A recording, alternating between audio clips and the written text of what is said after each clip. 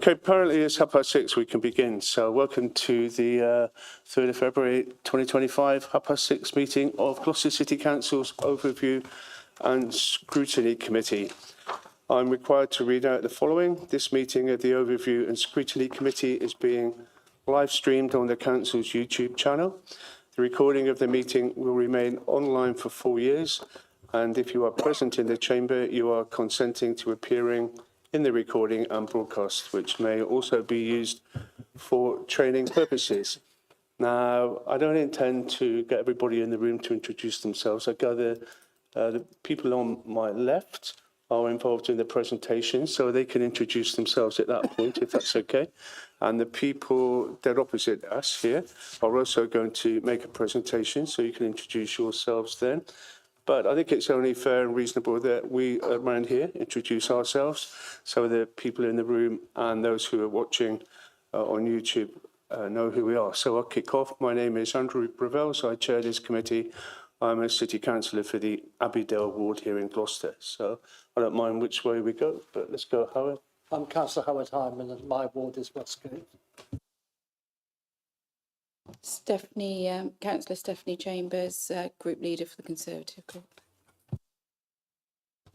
Councillor Linda Castle, City Councillor for Long Levens.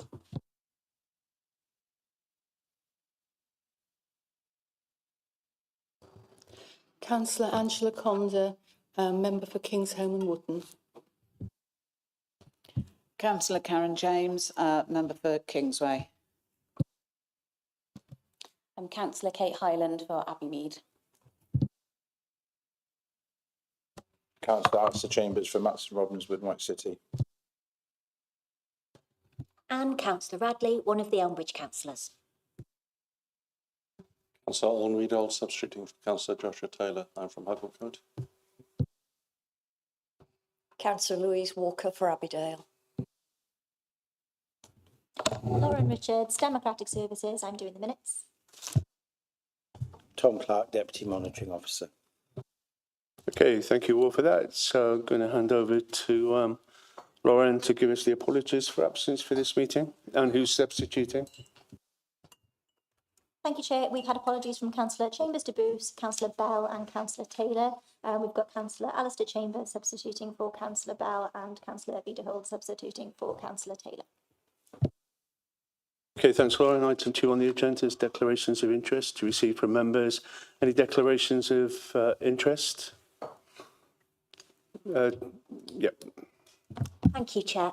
I'm a director of the Gloucester Community Building Collective in a voluntary capacity, and I work for the Gloucester Gateway Trust. Both are partners in the Together Gloucester programme.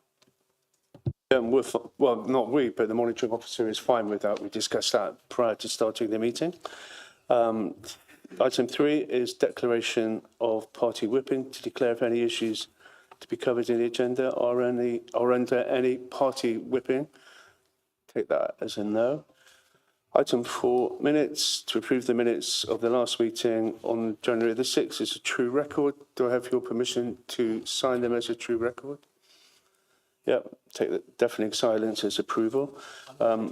Public question time. I see no public in the gallery. And so on to item 6, petitions and deputations. I'm not aware, Lauren, of any. Okay.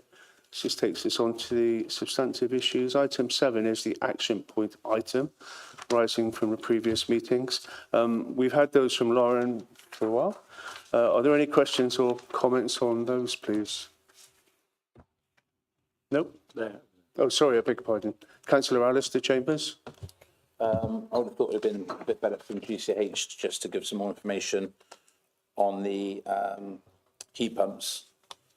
The reason being is when it's cold, heat pumps extract air, hot air from the environment. So when it drops below freezing like it is at the moment, they're very, very poor performance with regards to heating. And a lot of clients in the building industry are sort of pulling away from heat pumps. So really it's best to have like a hybrid system. And I know they don't have that. So my concern is where they're installing some heat pumps into some older properties, that there's still going to be issues going forward with the thermal. And then the second point is they put in a product called Maxam Pura which by all accounts is a good non-toxic product for children, families and animals. My only issue with that is it's great to remove mould and to keep removing mould. However, it's not dealing with the issue.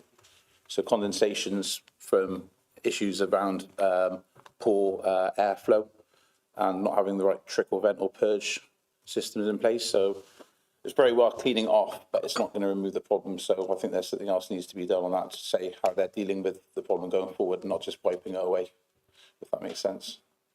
Chair, thank you, Chair. Yeah, I think that makes sense. So on that point, so Lauren, are we able to take that back to Gloucester City Homes and say it was raised this evening? And could we have a reply? You okay with that, Councillor? That's fantastic. Thank you very much, Chair. Okay, cool. Councillor Pullen.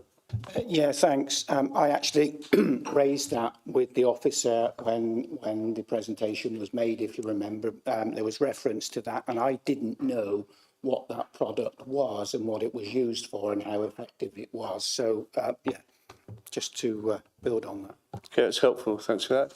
And you'll make sure City Homes reply. Don't just let it dangle in the air. That's cool. Okay, so on to Ubico update. So Ubico, your moment has arrived. So if you can come back, come to the front of the front part of the room. And so our request to you and to the cabinet member is for a very short and snappy introduction. We've had your papers for quite a while. We've had a chance to go through them several times if we want to. So we don't really require a long explanation, but if you can just introduce it, highlight a couple of the issues that you really want to get us to understand, and then we'll open it up to questions and comments. Over to you. Good evening. I'm Rob Heath, Operations Director for Ubico. I'm going to pass you over to Mark, who's the Head of Operations for the Gloucestershire contract. Good evening, everyone. Thank you for having us to talk through the report. As requested, I'll give a brief overview of the report, any items that I feel are worth pulling out, and then happy to take questions at the end. The service that we're talking about today is grounds and streets. Our service comprises of a headcount of 25 on grounds and 20 on the street, 5 operatives who operate mechanical cleansing machines, 1 compact sweeper, which is town centre based, and then a HGV sweeper, 2 other compacts, and then a recent addition of a weed ripper. Some successes that I wanted to just highlight, but won't go over them all, was recent success with Green Flag recognition of Gloucester Park, where we worked in conjunction with Gloucester City Council, ensuring the park gained the prestigious award that it deserves. Alloy, first stages of Alloy going into streets and grounds. So Alloy is the digital transformation where crews carry tablets and can record and receive live information as well as feed it back. There's been a huge focus on training and cross-training for resilience across our workforce. So this is where we will upskill streets operatives and ground maintenance so we can cover any absences and issues that we have across our service. Some challenges that I would like to detail. So prolonged leaf fall this season led to some additional time being spent leaf clearing. This created a resource allocation issue where we need to have people leafing for longer, and that can often drag away from other services that they were scheduled to do. Some delays in delivery of new vehicles, which are due to manufacturer timeframes, so ultimately outside of our control. These impacted HGV sweeper, a streets van, and the weed ripping attachments that we had fitted to all bar 1 of our sweepers. Christmas period is always a challenge due to a combination of particularly Gloucester employee contracts where we've 2P'd in numerous employees on different contracts, and that can often impact frontline collection teams more significantly and therefore requires support from grounds maintenance and streets teams. Schedules. So as with all work areas that Ubico undertakes, scheduling and frequency is always a key component, both in terms of equipment and the headcount that we need. This needs to be controlled, but also correct so that we can meet KPIs and expected deserved standards for the city. Street sweeping is a challenging area given the number of sweepers and operatives trained to operate them. So work is currently being undertaken to ensure we can meet demands moving forward. We are aware that some areas receive positive feedback whilst others have received some criticism, and we're working towards understanding why this is and a schedule that long-term meets the needs of the city. So Alloy is helping us understand and record live data. So we're in the process of gathering data now, and that data which we use on streets and grounds predominantly around where we've swept, what the condition of the road is when we found it, how much attention it needed. Same way that we are addressing streets and litter bins, we're recording it on a process of 25% full, 50% full, 75% full, so that we can build up a data then and make sure that our frequency suits the needs. What we will find when we've got a long-term database is that there'll be some areas that we can visit less frequently, and then we can focus the teams towards areas that need more of our attention. So it's a case of resource balancing. Working with Gloucester City to identify areas or activities that Yubico do not currently engage in. So we're exploring opportunities and potential of doing so. This is part of our continuous improvement plan, and we continue to explore options asked of us or whereby the Yubico themselves have identified opportunities. We are aware equally that there are plots of land, alleyways or other that do not currently see service levels that are that their footfall, use or type of area require, and we're aware that there are pockets of the aforementioned across the city. So this again just ties into what we're doing with Alloy to make sure we can identify them and then allocate resource accordingly. Health and safety element of the report. So as with all elements of work Yubico undertake, health and safety of our people and the public is paramount. We do everything we can to promote safe working environment, be that on the streets, rounds or in the depot offices, and nothing is a place above this. You'll note in our report that safety concerns are relatively high for the number of employees that we have. Safety concerns or a high level indicates a safe workplace because they're identifying risks, and then that's kind of demonstrated in the level of accidents. You'll see that personal accidents is stable and low.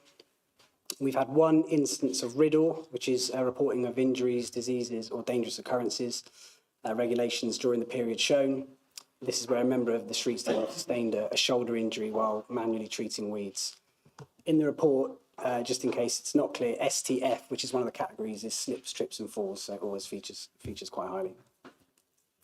Lastly, onto the slides. So areas on the graph where there is no data shown, you'll see some slides that don't show any data for November and December. That's where that particular activity doesn't take place. The graph shows that services being carried out meet the target standards and in some cases above. Work carried out by Yubico is monitored by operational supervisors and Gloucester City officers to ensure standards are adhered to. Whilst the graph will indicate that areas we've maintained or serviced have achieved the target or above, we appreciate that some areas may not have been captured fully in terms of scheduling needs. The only graph showing any instances of failing to meet the target falls under the medium obstruction housing areas. And this has been where we've had occasions that we've been unable to access due to obstacles such as parked cars or a road closure or anything that stops us from going down the road. Equally, that it can be the case that we've diverted that resource to go and do something like leaf falling or something that we've had an ad hoc request or responsive style work. The challenge in balancing physical resource for scheduled work, ad hoc requests, urgent response, and the number of crews and equipment / fleet that we have is always a challenge, and Alloy moving forward is our biggest tool to assist with this post the data and intelligence gathering phase. That's it from me, so happy to take any questions. Really helpful, thank you. So, Owen.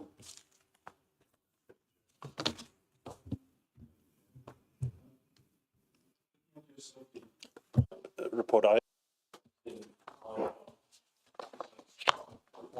Follow. Sorry, are we okay?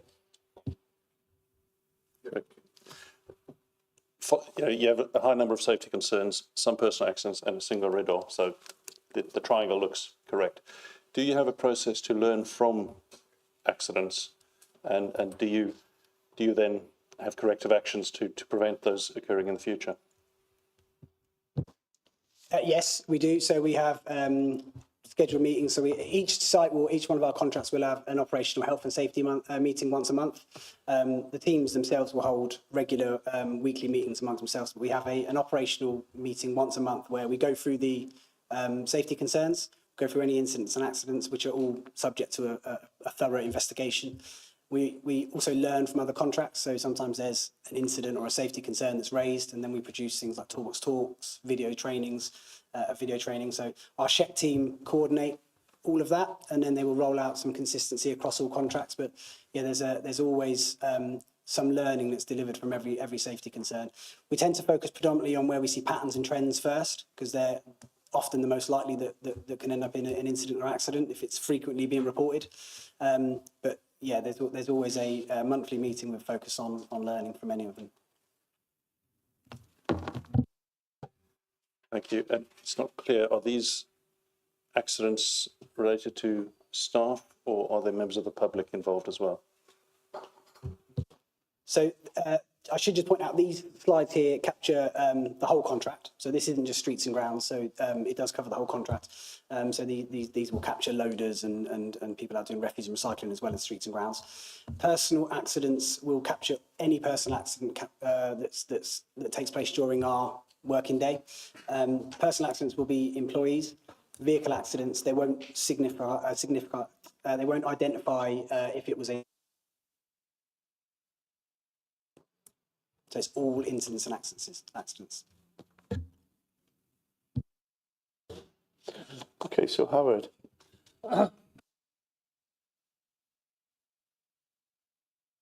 That's it. Okay. Right. Yes, I'm on about the goals again. Is there any progress in how we can deal with this nuisance? Because it's really affecting people in the city. And is there any new way forward? And also, I've got another question. Should I ask that as well at the same time? Okay. Right. You say you're working with the City Council to identify areas where you do not currently engage. Have you identified any since you did the report? And are there any areas, you're talking about areas where you don't potentially do anything, but you could? Could you tell me where you've identified any?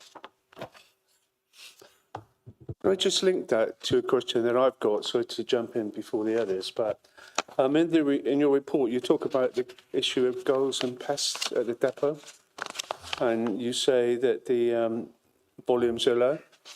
They're not low when I drive by. It's like a movie, and I'm not sure whether they're coming from your depot or somewhere pretty adjacent, but there's certainly lots and lots of gulls in the air, and it's quite striking. Okay, I think both questions relate to the goals first, so I'll touch on that. So, yeah, there are certainly goals at the depot. Food waste travels back, so we do experience a lot of activity of the goals coming in to take the food. We are trying lots of different ways to tackle it. So we use intermittent fake birds of prey. They become quite quickly comfortable with those birds of prey, so we have to move them around and vary them. We are increasing our pest control, so the services that come around and help us with pest control.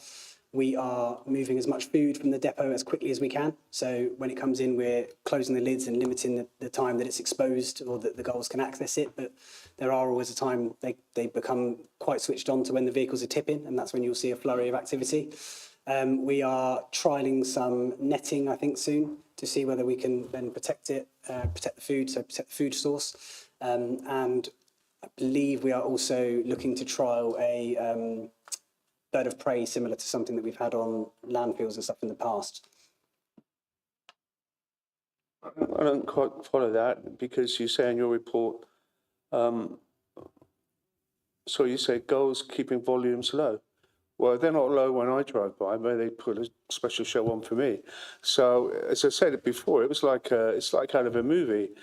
And the idea wasn't that we close the Hempstead tip and get rid of the gulls, only for them to move into the city centre virtually at Eastern Avenue. There's a disconnect there somewhere, and I'm not sure I understand it. It's certainly a disconnect between what you've just told us and what's written in your report. So you'll note that there's the periods of the gulls does tend to fluctuate when there's food source being delivered. So you will find times when there looks like there's a lot of gulls. It is a challenge. They are hard to. If there was a quick win, we would have taken it and we would have run with it. There have been periods when goals have been lower than historically, but at the minute when we deliver the food, there will always be gull activity. But as I said, moving forward, we're trialling 3 new methods to try and address it. Well, I do want to ask more questions, but it's not fair on the others. So, Howard, are you okay with your reply? Yeah. Okay, thanks. Okay, so on the left-hand side, Steph, and then Terry, then Angela, and yep, to the end. So first of all, Steph Chambers, Councillor Chambers. Thank you, Chair. Looking at the operatives, it doesn't sound like a lot. Are they full-time operatives? The 25 and the 20? Yeah, so that's the head count. So they're full time. Thank you. And I know the stats and the graphs on here show that, you know, you're meeting targets, but there's definitely a disconnect for what the public think they should be receiving, you know, in relation to street care, leaves, weeds, etc., hedges. So who controls what work is undertaken? Do you make that decision, or do you react to councillor queries and residents' queries, or is it the City Council tell you where to direct your services at one particular time? So I think there's a slight combination of all of that. I think we have a schedule which we're developing. By no means it's a finished schedule. We're still working on that and we're still learning, and that's what I spoke about in terms of alloy.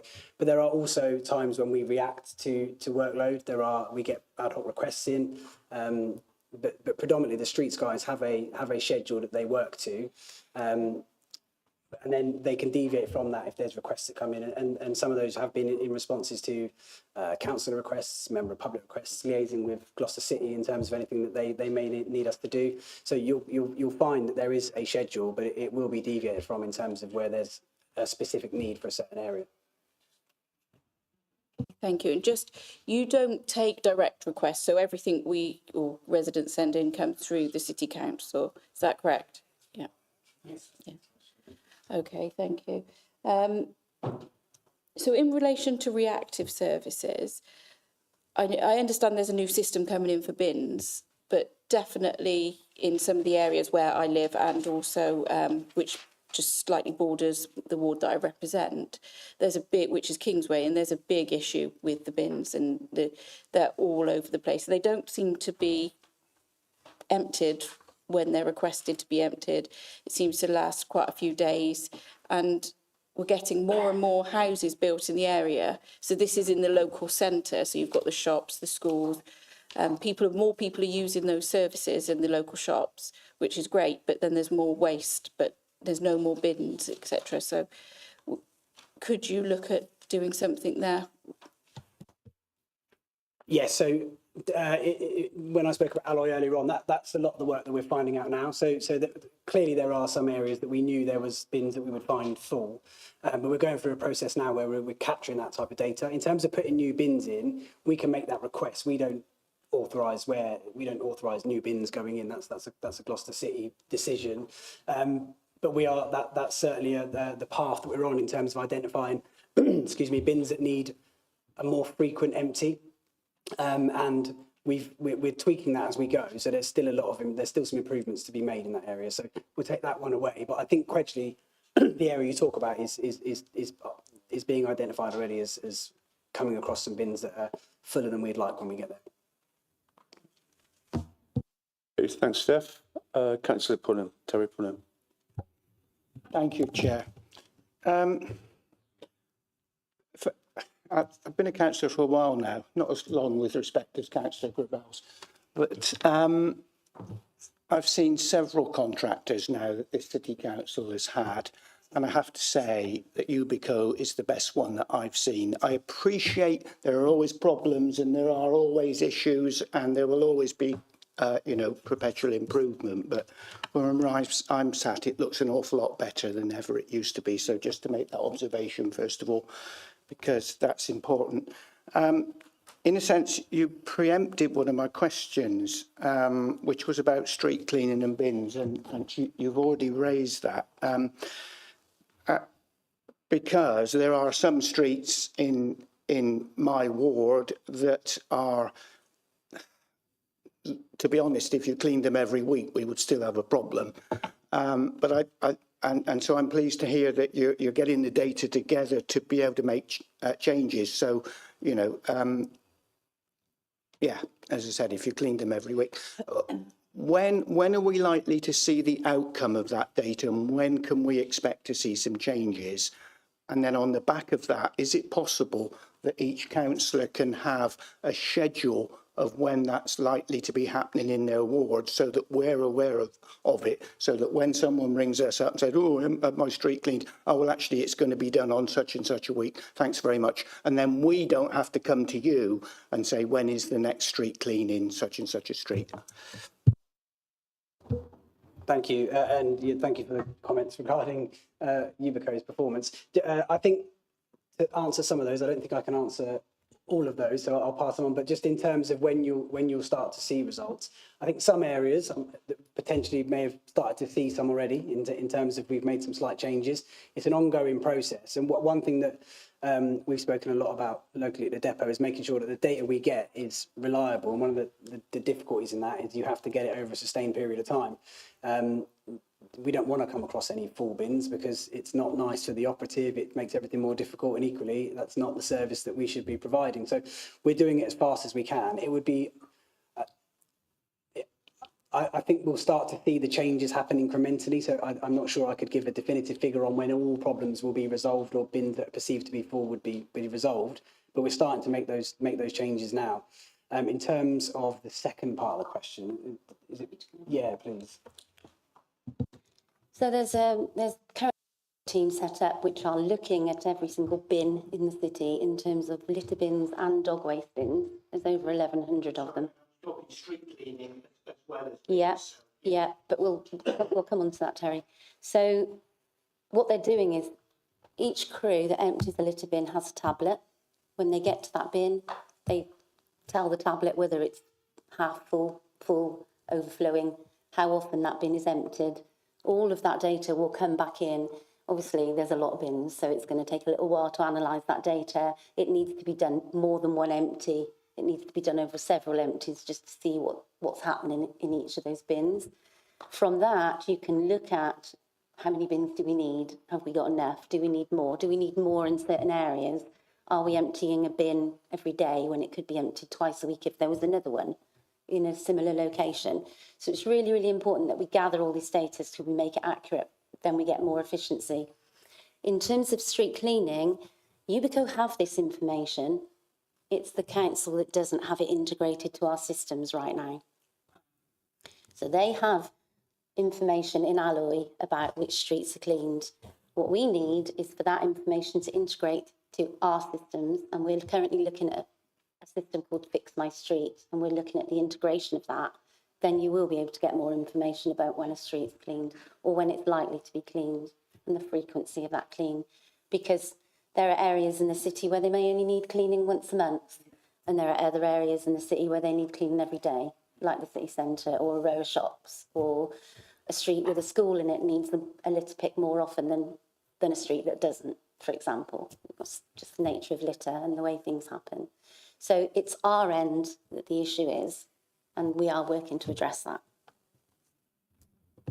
Okay, that's good to know, because you know, information to us to work with our wards is really, really important. That helps us, and by giving that information back out to residents indirectly, that helps yourself and the council.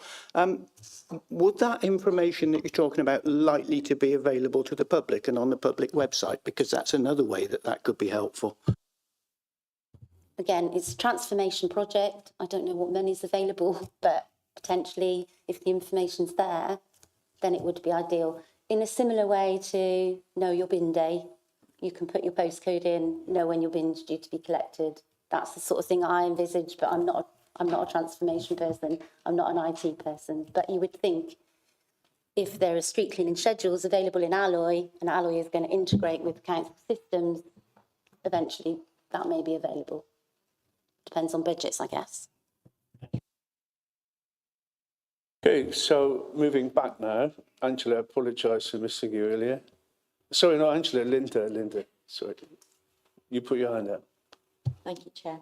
My question's about the data collection. So I just wondered, when did you first start it? And when do you think you'll have enough information to put it in place? For instance, the leaves on Escort Road.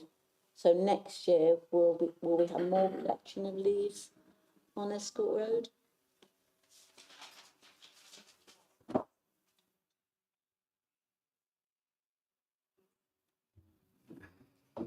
Yeah, I think the tablets started going to the cruise in November. Right.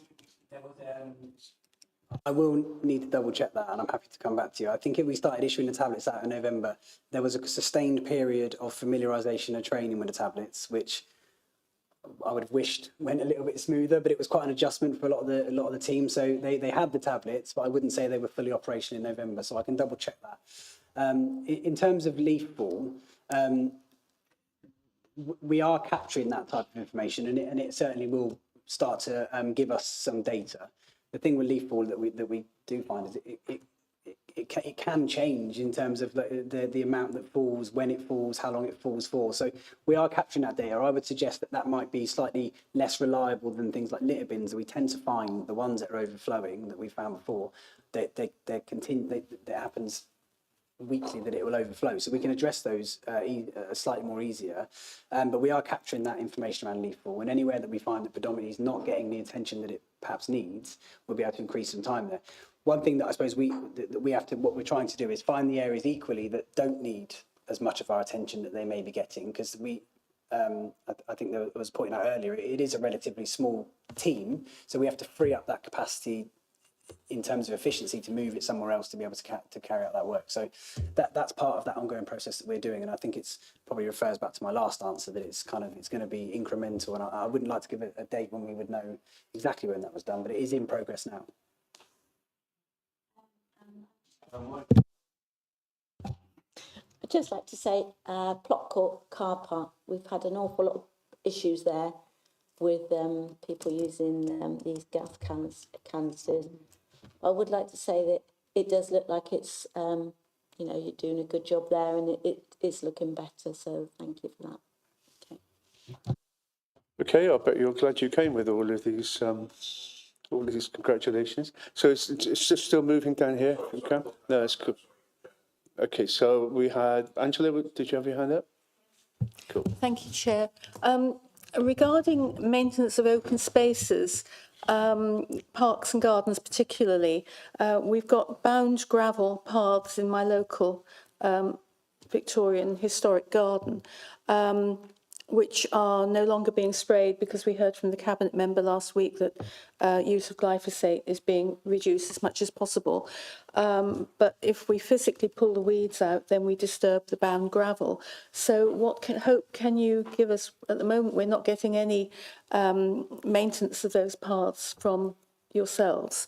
Is there any prospect of any maintenance in the future, and what would you propose to do about the bound gravel, which is deteriorating as the weeds grow? Yeah, I think that it's going to be a result of that journey away from glyphosate, as you point out. So currently we are still using that. So I think I need to take that away and look at what has changed there, and whether we've been asked to stop spraying there. I think that we have moved significantly towards a mechanical treatment of weeding. You can't take everything mechanically. We would do a lot of damage and ruin the gravel in the area there. So I think that's probably one I need to take away and look at specifically, and work out if there's been a direction to stop spraying glyphosate there. We still have crews that go out and do some manual work, but manual ripping across the city of Gloucester would be too big a task. So we'll need to look at that and find a suitable alternative. But I'll be happy to come back to you on that specific one. Thank you. The garden in question is Hillfield Garden. We've had no intervention there since the beginning of COVID lockdown. So you can imagine it's really quite bad by now. we get the lawns cut and the green waste removed. The waste is produced by the volunteers when they have their gardening sessions. But apart from that, there's no input at the moment, and it would be lovely if there was a prospect of some in the future. Thank you. Yeah, do you want to come in there? You were trying to get in. Just going to say, Ubico don't employ gardeners. They haven't since the start of the contract. Gardeners were kept from Parks budget many, many years ago to save money. But if that's an ambition of the council, then I'm sure that Ubico will work towards that with you.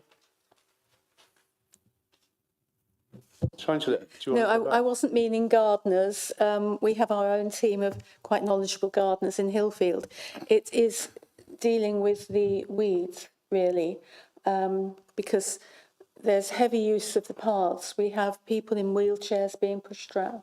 We have dog walkers. We have people running around the garden, and they're reduced to using a track that's barely 18 inches wide now because it's only footfall, which is keeping the path free of weeds. So you can imagine the weeds are encroaching. So that is my concern.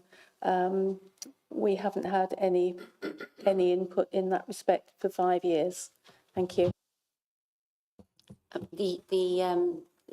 If you cease to use glyphosate, that will be one of the issues. Will be paths in parks.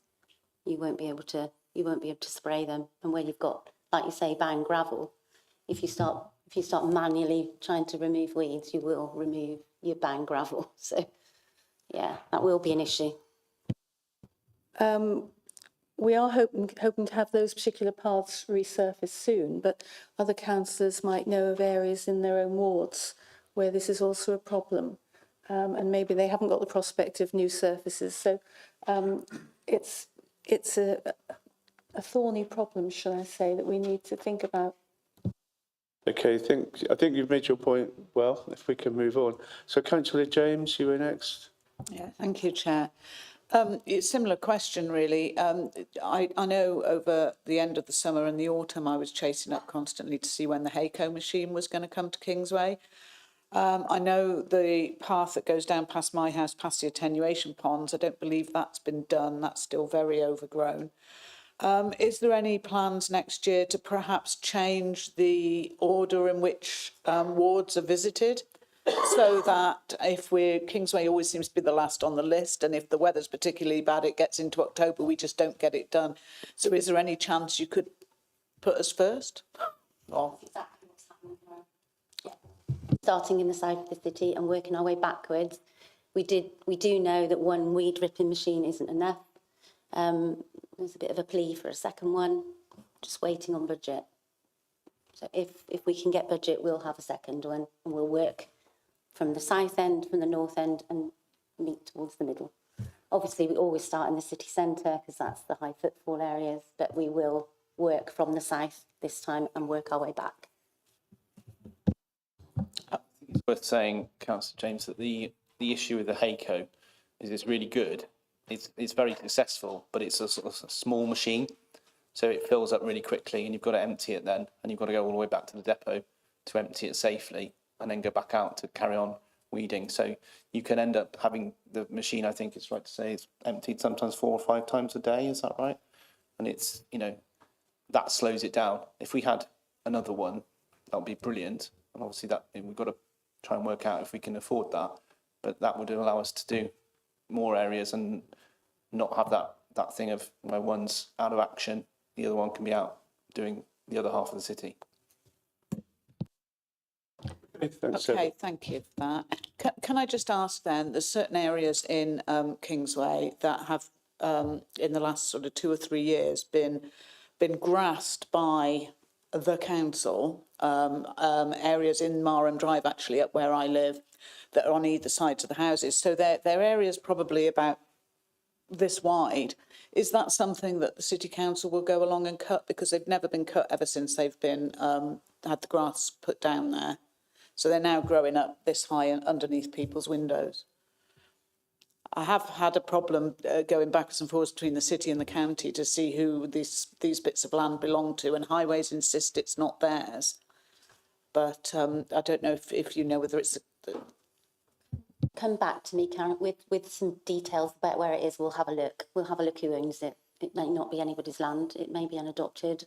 Don't know. But until I can see where it is and what the issue is, we'll have a look at it. Okay, I can send you pictures of it. It's just that one of my neighbours cut all the grass down, gravelled it, looked beautiful, and then somebody came along, took all the gravel up and put grass seed down. And now that's, you know, so it must belong to somebody, but who? But appreciate your answers. Thank you very much. Sure, sorry to jump in, but if you can take that offline, I'm sure you can try and sort that out. Is that okay, councillor? Yep, cool. So moving around to this side of the room, in the order that people put their hands up, I've got Anne Radley next, then Councillor Chambers.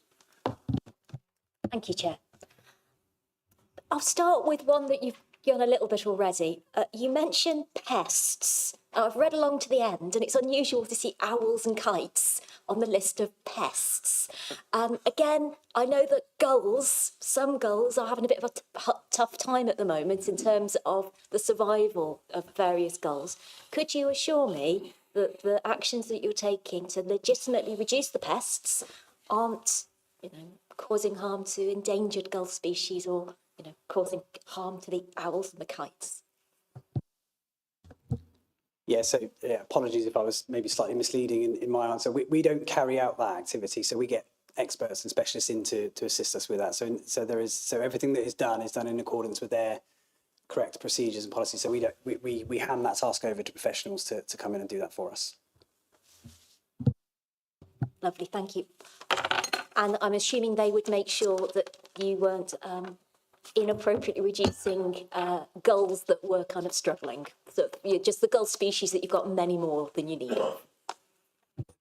Absolutely, yes. So yes, that's correct. Lovely, thank you. I'd also, coming back to the comment that Councillor Field made around the Hayco machine and that to empty it safely it had to go back to base. Did I understand that correctly? Is there a way to try and change working practices so it can be emptied safely away from base so it can be more efficient in its movements? It's got to go back to the depot because of the amount of potentially hazardous material it might pick up. So yes, it collects weeds, it rips weeds, but it might also pick up broken glass. It might pick up syringes and needles. It has to be emptied at the depot in a safe manner, according to health and safety legislation. Lovely, thank you for that. You've got some questions around the resource balancing data. We've spoken a lot about the leaves. I have a real problem in my ward with the trimming back of hedges. Again, it'd be lovely once you can balance that resource, because it seems that I'm constantly reporting hedges to be trimmed back, which you'd expect that spring growth, and the trimming back is so little that we're reporting it again. So will this resource balancing help with that side of things so that the cutting of hedges will be something that's more scheduled and automatic? Yeah, so across streets and grounds, the activity in capturing, I mean, in essence, it's a time and motion sort of piece of work during the activity. So it's going to capture where we are, what we're doing, what we find, and it's going to help us identify further efficiencies to be able to address anywhere that may not be getting the level of attention that it needs. So yes, much in the same way as the litter bins and the dog bins, it will do the same across grounds. And just one more, and then I shall. And again, hedge cutting, is there also elements of maintaining those hedges? Because hedge laying, heritage craft, quite challenging sometimes to pass those skills on. Is that an element that's maintained within the contract? Because otherwise the hedges will just grow up and we'll end up with a row of trees instead of a hedge. So I don't know if that refers to specific areas that you have in mind, and I'm happy to take those away and let you know exactly what activity we take place there. But essentially, we have a fully trained team that have a task load to maintain those and to make sure that everything's safe, including our tree team and stuff. So, but if there's any specific areas that you want to know how we treat or how we maintain, I'm quite happy to come back with you on those specifically. Thank you very much. Cheers. Okay, so Councillor Alistair Chambers, please. Thank you. Thank you, Chair. I've sent an email around to majority of people in this group. If you can download that, if that's okay, because then you've got the information in front of you. So the first question I got to, is that okay to Sebastian, if that's possible? Hi Sebastian, I sent you an email with regards to some fly tips that I reported in 2024. One was in July, on the 17th, and the other one was on the 28th of August. I'll forward you the reference numbers by email. So item 631-56248 was a reported number, and that's at West Lodge Drive. And it was reported on the 16th, uploaded response by Here to Help on the 17th. But it wasn't picked up till a week and a day later on the 25th. However, on your figure, on the flight tips percentage, you've got 100% success rate in that month. That's just one example of many that I can provide you with. They're taking well over a week to collect. Furthermore, item 6418644400, Prinas Road, fly tips, council land. This wasn't collected till the 2nd of September, but it was reported in August, the 28th. So these are two instances that I've just literally Googled while I was here to show that this data is incorrect. And I've got the logs to show that that is the case, and it's not just a fabrication. But something more worrying than that is, if you have a look, I've sent over to Linda Castle, Terry Pullin, Angela, I didn't send it to you, you don't have your laptop, Karen James, Kate Highland. I haven't sent it to you, Anne, but I sent it to Alwyn, and apologies, I haven't sent it to you yet, Louise. So all of you with laptops, I sent it to you and yourself, Sebastian. There's a 6-month report from Ubico. Much appreciated, received that. But what's very concerning is if you turn to the report, I think it's page 12 on the report I've sent you for the 6 month, you can see data for health and safety information. So the report that was given to council, and the report was the 6-month report from the 1st of April 2024 to the 30th of September 2024, highlighted safety concerns, as your report does this one, personal accidents, RIDA, and vehicle accidents. What's very disturbing is the information shows during that 6-month period, and this one, over the year, the same dates. Every date's completely different figures. So in your report, it shows there's actually 3 RIDA, while this report shows there's only 1. And that's notifiable, RIDA is notifiable under the HSC 1974 Act, so you'd have reported it. So we need to know if the 3 is correct, or if this report is correct.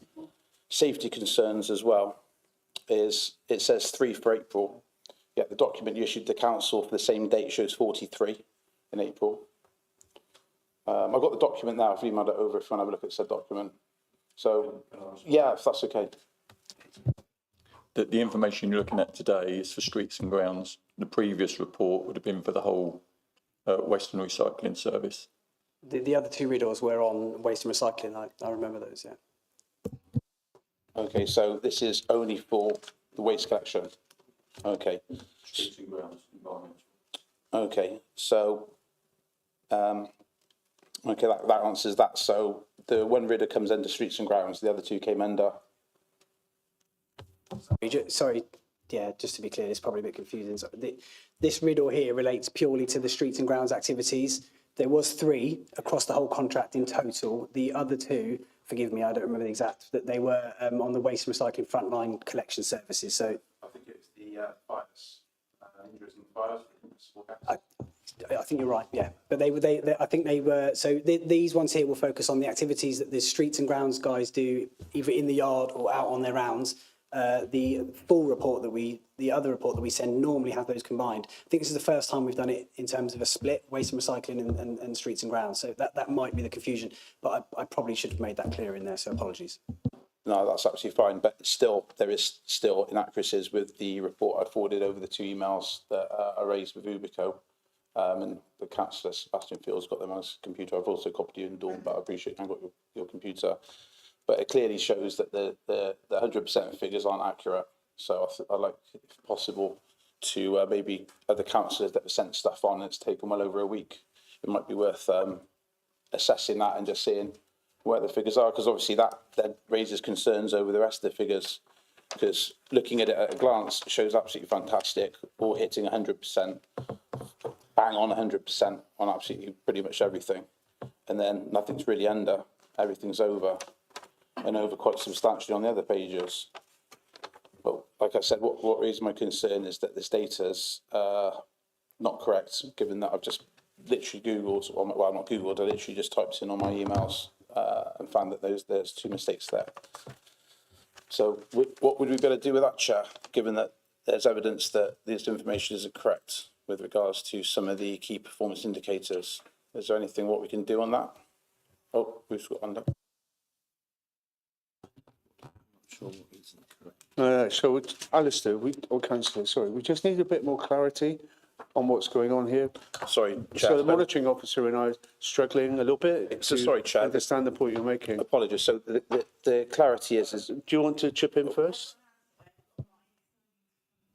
so just while the officers just go to the Chair. So the clarity is that it shows it's 100% success rate for fly tips to be collected within 48 hours. But I've got just two, and there is many more reports to show that this actually isn't the case, and it took over a week and 1 day, 8 days, 5 working days, 6 working days to get the flight tip collected. Does that make sense?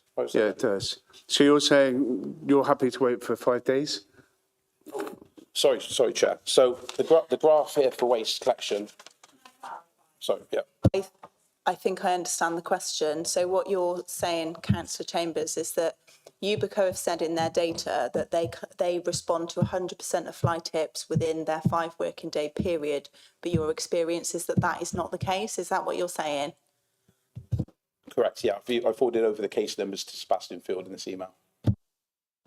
So I think what I've got is an explanation for that, and it's not an excuse for that. So Ubico are reporting on their data. So when they receive the case from us, they will clear it within 5 working days. So the situation with a fly tip is that when it comes into Here to Help, the Envirocrime team will then go and see if they can find evidence. So they will conduct an investigation before the case is then handed over to Ubico to remove. So Ubico's information through Ubico's systems may well be 100% accurate, but I understand that from your perspective, it's not clear that that is what happens. So I think we need to adjust that so that the expectations of councillors and residents isn't that it will be gone in 5 days, because obviously if there's a lot of stuff, potentially there's quite a lot of looking through it that can be done. So hopefully that's helpful. We will look at those individual ones, Councillor Chambers, but I just hope that kind of clarifies the process. I'll go and sit back down. Oh, sorry, just before you do, thank you very much for that. It says 48 hours they'd be cleared by, not 5 days. Thanks. Okay, that's fine, my mistake. So, but I think that's the explanation for why what your experience has been isn't necessarily what Ubico have reported for their data. So, but we will look at those individual ones. Okay. Okay, so that was helpful. Thanks for your patience. Thanks for your patience, Ruth. That was quite complicated. Can I just make sure that we've captured that? We've captured that for the minutes, because some very important points came out there. So, Lauren, that was quite complicated. I'm not implying you're not keeping up to speed, but are you sure that you have enough information before we move on? Yes, and if need be, I will go back and check the recording as well. But yeah, Okay. we'll make sure that's captured and circulated as a follow-up action. Okay, it's really helpful. Thanks so much. So we'll go around a second time in a minute. So, Councillor Chambers, Alistair, is there anything else you want to comment on that before we move around? No, just thank you, Ruth, made it clear that that basically that Here to Help might take a bit of a delay in reporting it, but like she said, the expectations is if it says 40 hours, people then expect it to be 40 hours. So it's really needs some clarity then on how long the maximum Here to Help will have, and then how long Ubico will have. So what's the total time lag from both together? Would be good. That's all really. Cheers.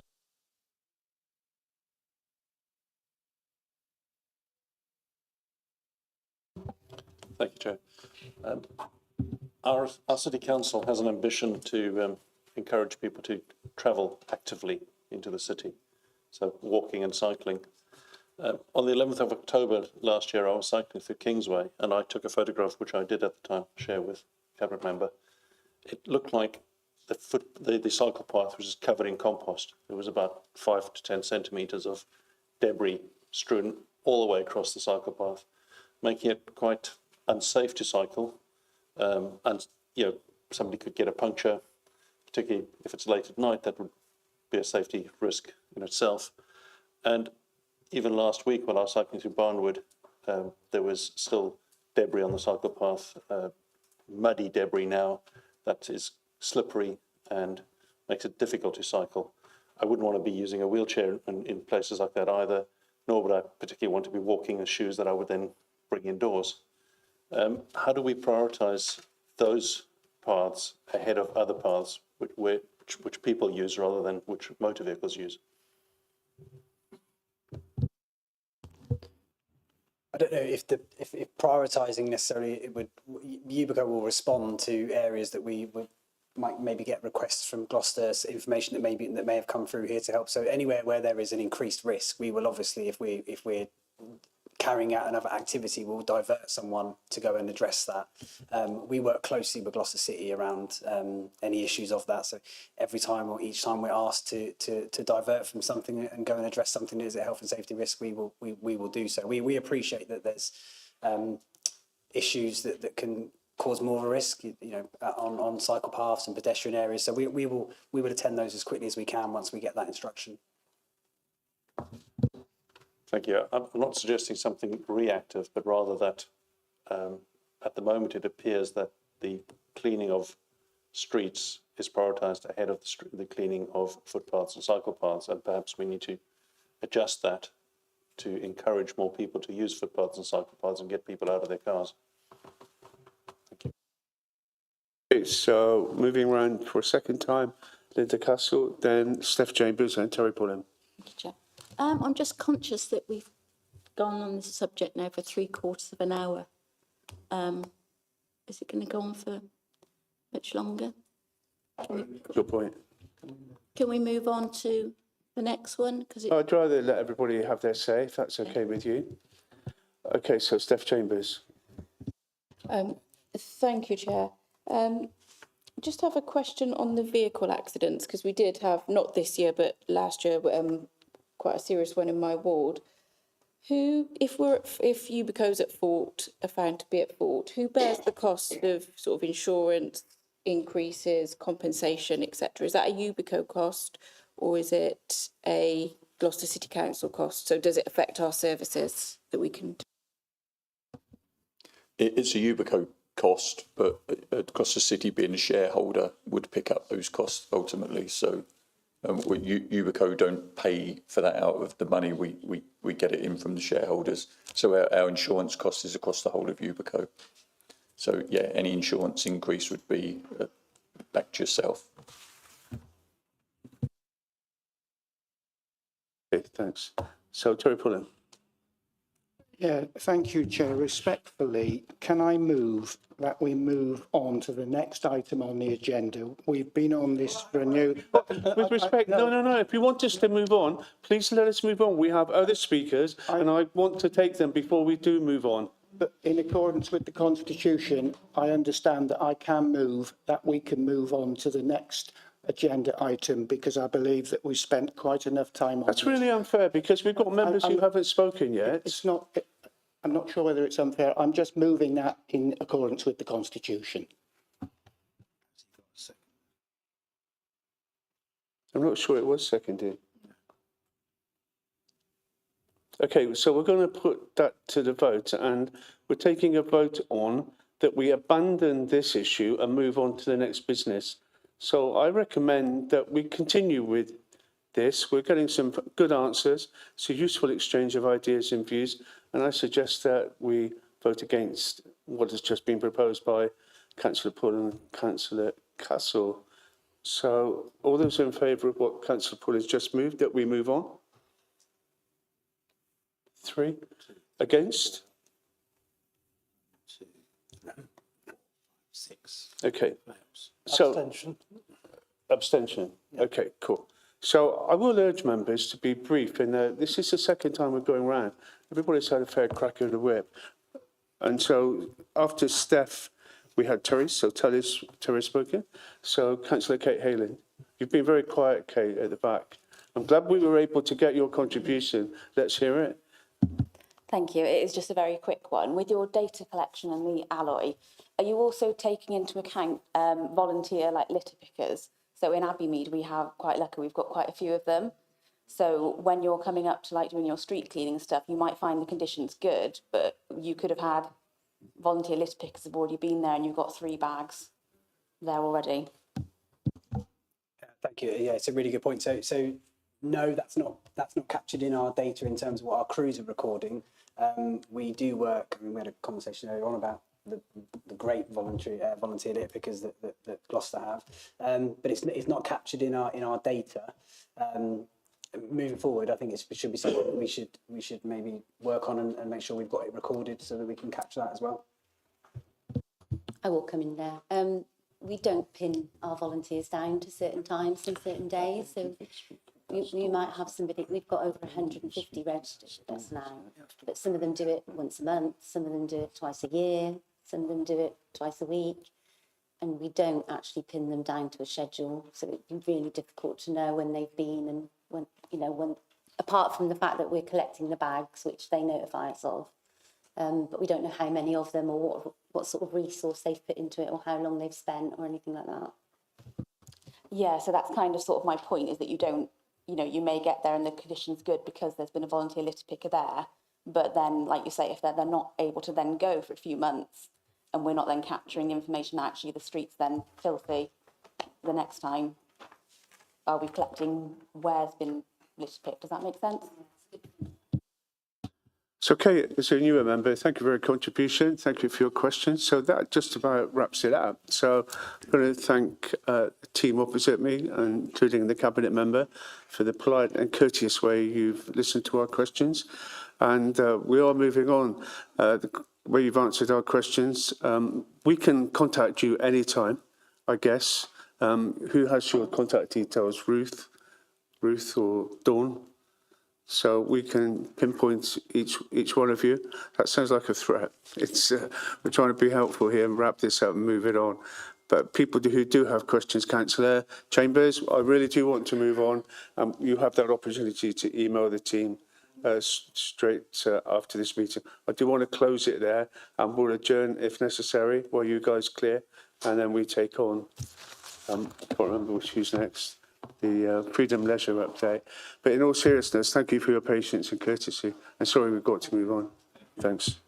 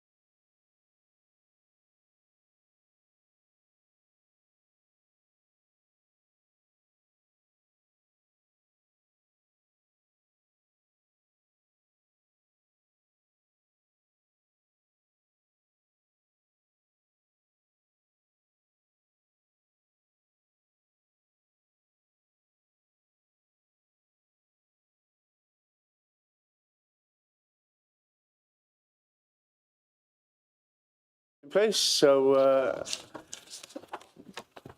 it doesn't follow that will also take an hour. So that's up to you guys and up to me to control the team up here. So as I said to the Ubico team, thank you for your report well in advance of our meeting. That was very, very helpful, and thanks for your cooperation. So we take the report as read. I'm not sure if the Cabinet member wants to make a long speech. I'd rather not, thanks. I'll leave it to Freedom Leisure to use the airtime Do you want to say a few words of introduction? Freedom Leisure are here to outline their plans as the chosen provider of our services for our leisure centres, and that covers GL1, it covers Blackbridge, and it also covers the Oxton's Tennis Centre as well. So thank you for coming along and talking to us here tonight, and I'll let you continue. Thanks for that, and I apologise if you thought I was putting you on the spot. That was not my intention, obviously. That's fine. I didn't even. I've been away for the last 2 weeks, so cool. I'm still a bit jet lagged, if I'm honest with you. So I only knew that I would be coming to this meeting just before I went away. So I haven't prepared a big speech. Just finally for me, before your team speak, it's good to have them with us, given what's led up to this in terms of previous council meetings and full council briefing sessions. It's good to see you guys face to face and hear what you've got to tell us. Okay, over to you. Thank you. Good stuff. Thank you, Councillor. Thank you, Chair. Introduction, my name's Matt Wickham, Chief Operating Officer for Freedom. With me is Lee Thomas, our Regional Manager. Just say your name more slowly. Matt Wickham, Okay, Chief Operating Officer. I'll go slower for you. I was trying to get to your questions, apologies. So you've had our presentation. We won't go through all the detail in that. We'll go through some of the detail if we can, to highlight some of the elements that we cover within there. I'm sure you're all aware, but just for 30 seconds, Freedom Leisure, we are a not-for-profit organisation operating as a charitable leisure trust. We formed in 2002.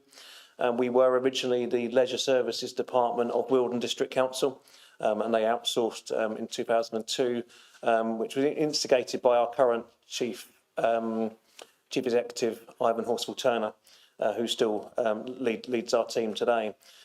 So we're very aware of the council processes where we've evolved from. We've started with 6 leisure centres. We're now operating 129 facilities across 30 councils, employing 6,000 colleagues as well. So grown significantly, but that gives you a bit of a feel for the process. We've been really pleased about a step in well over a year ago now to take on your closed facilities. Back in 2023, wasn't it? Yeah. That feels like a long time ago now, and really pleased to retain the contract on a longer term basis. Lee will go on to talk to you about some of the successes and the results over the last year very briefly, and then we'll talk very briefly about the capital investment, which is the exciting element of how we can rejuvenate leisure within Gloucester City. Thanks, Matt. Good evening, all.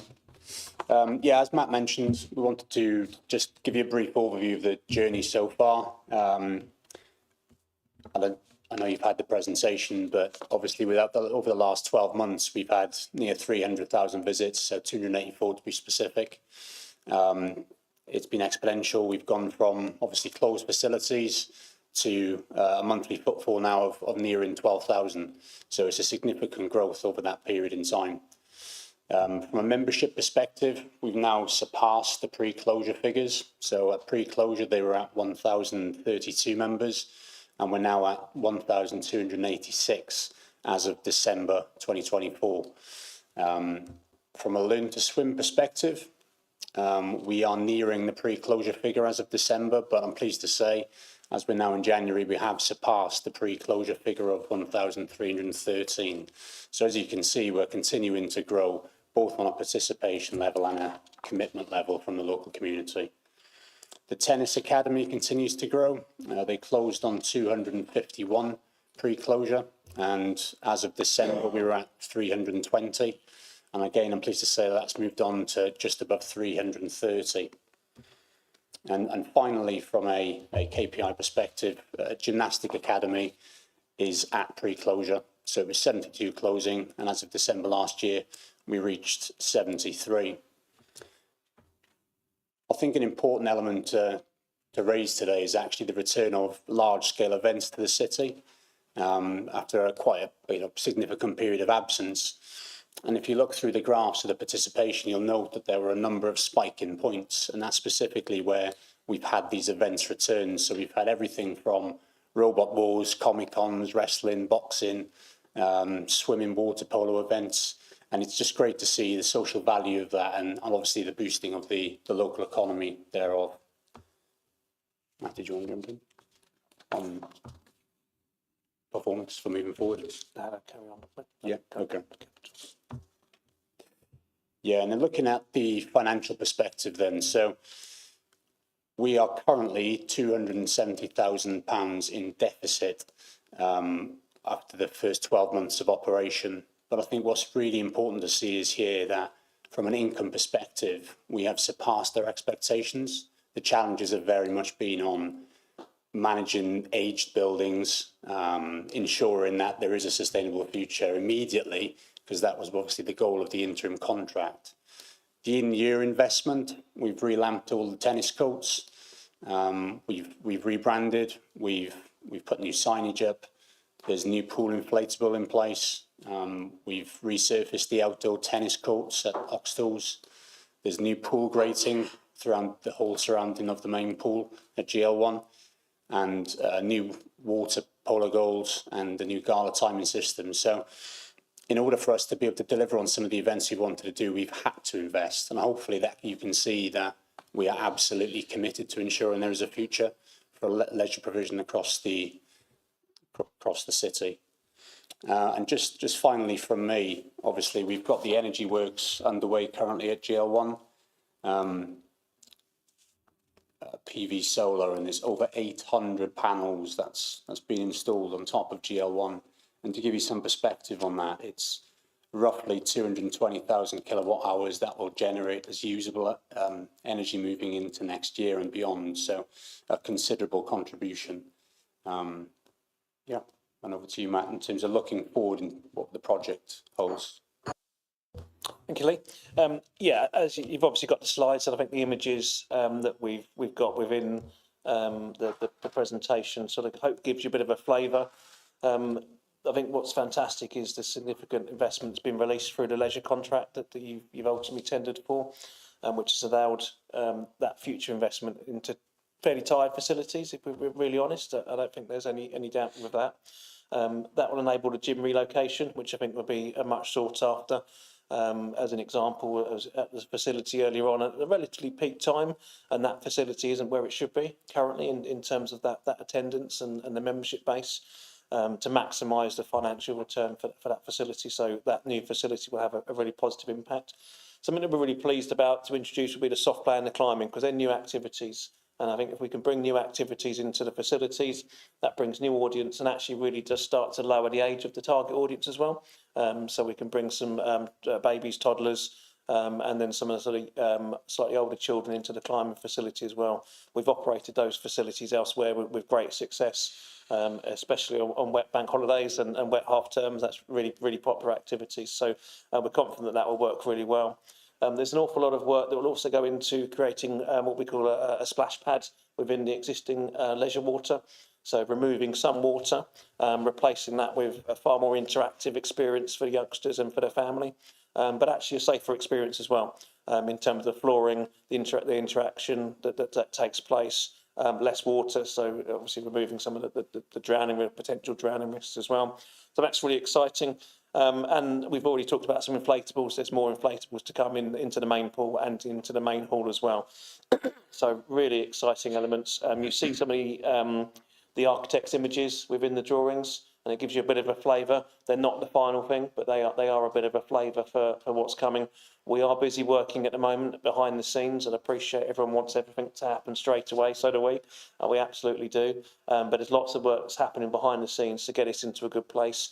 So when those works are ready to go, then we'll be managing those as quickly as possible. There will be communication coming out through to our customers, but equally to members here as well and the wider team. And we hope to deliver some of those projects from summertime. You have a question? Tons of questions, not from Far me. away. So thanks for the presentations. Terry Pullen. Thank you, Chair. Thanks for that. It all sounds very positive, and it all sounds like it's heading in the right direction. And I appreciate it's still early in the process. So that's really good. Couple of questions.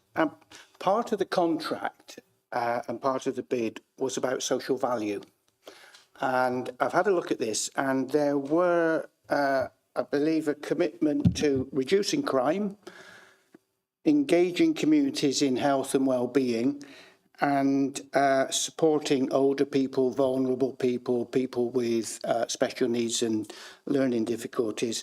So I wonder if you could tell us what the plans were, or what outcomes or what achievements you might have in that social value.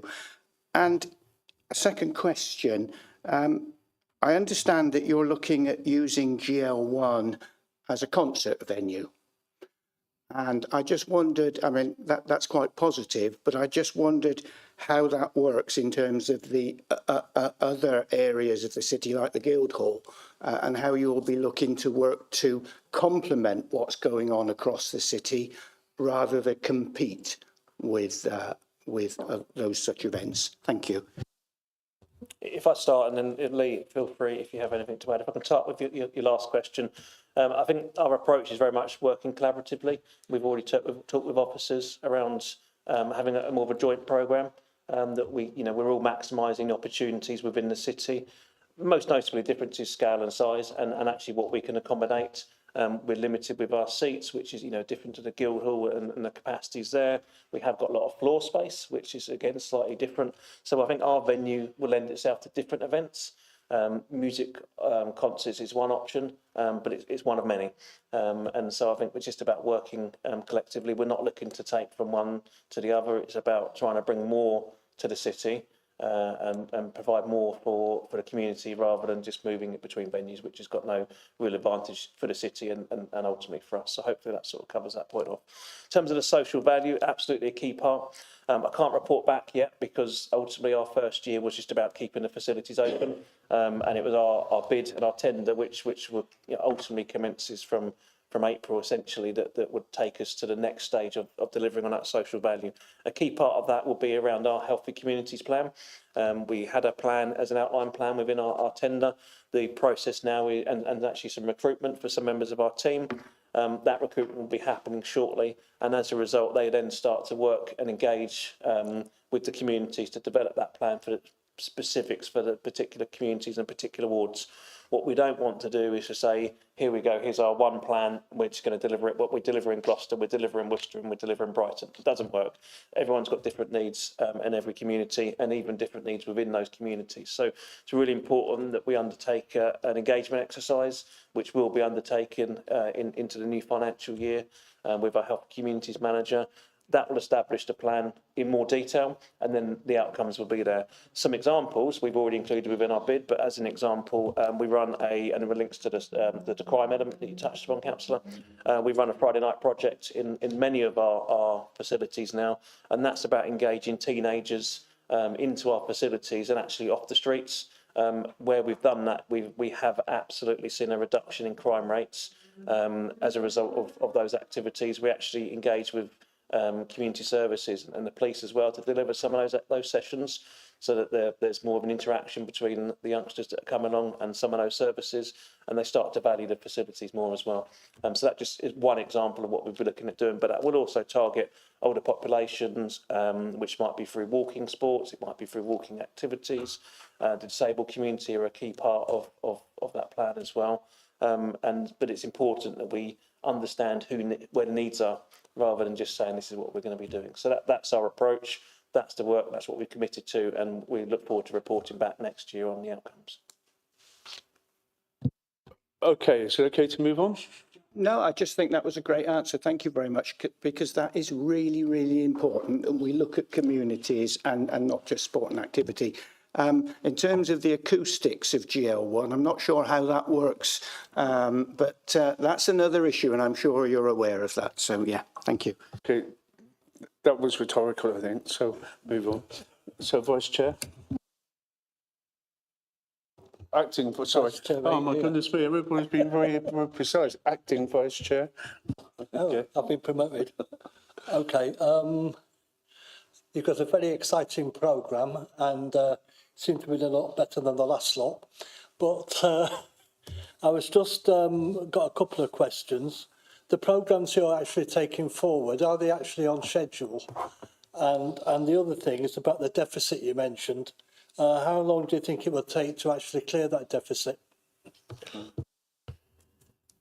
Yeah, programmes are on schedule as per our bid and as our tender, and we submitted a programme and a timeline within our tender submission. We're on track for that. I'll always be pushing our project managers and our contractors to deliver sooner and cheaper, or best value, I should say, rather than cheaper, actually. And we'll be pushing hard for that. But yeah, we're on track. Apologies, remind me of the second part of the question. Deficit, sorry. Deficit, yeah, sorry, the deficit is there. The bid numbers are the bid numbers. Ultimately, that deficit is our risk, not the council's. So that sits with us. I guess to a certain extent, it's our problem rather than the council problem. It will be separate from all of our contract accounts in terms of each year on an individual year that's been presented through our LOBTA for our financial proposals. So I can't give you the specifics on when it will be paid back, but it's ultimately it's our loss that we've taken a risk on.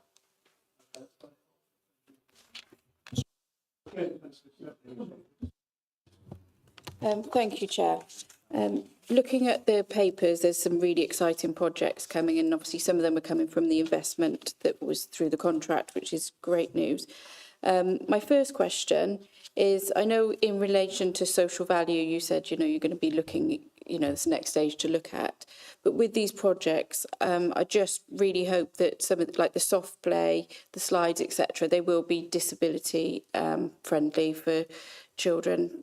If you're looking at plans and drawings now by architects, are you incorporating that in at the beginning? Fundamentally, there's planning regulations that make sure we have to. We would need to comply with planning regulations. Obviously, there's many different forms of disability, and we need to make sure we can cater and accommodate for as many people as possible to use our facilities. It's absolutely within our interests. A good example of where we run elsewhere, we have soft play and water features. We run SEND sessions, which are really good, well-used sessions, and that opens our facilities up at specific times for people that might not otherwise feel comfortable using the facilities at peak times as well. Thank you. That's really great to hear.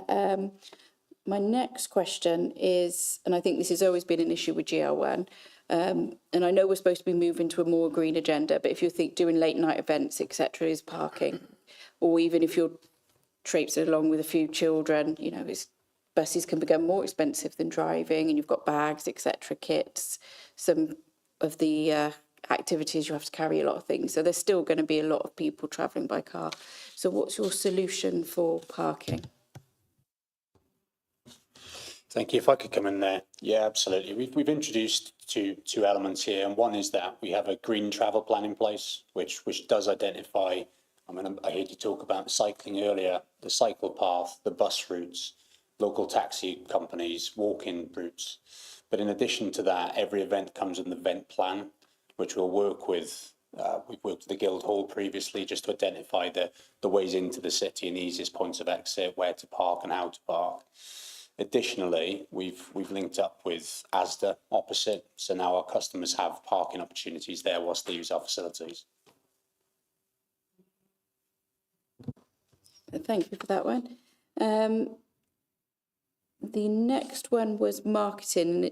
I've attended a couple of the events that I've seen on there, but I've stumbled across them rather than been directed to go to them. And one of them, the robot walls, we come across late just by walking past, and we would have loved to have taken the family to that one. So what are you doing for marketing, and how are you getting the most people there, particularly bringing people in from across Gloucestershire and other areas into Gloucester? Good. This has actually been raised to us, so thanks for your feedback on that. And what we identified was that we are the venue, not necessarily the organiser of the event, but we recognised at that point that we probably could be doing more to support those who hire the facilities. So we'll be incorporating them on our website and on our individual site-specific marketing plans moving forward.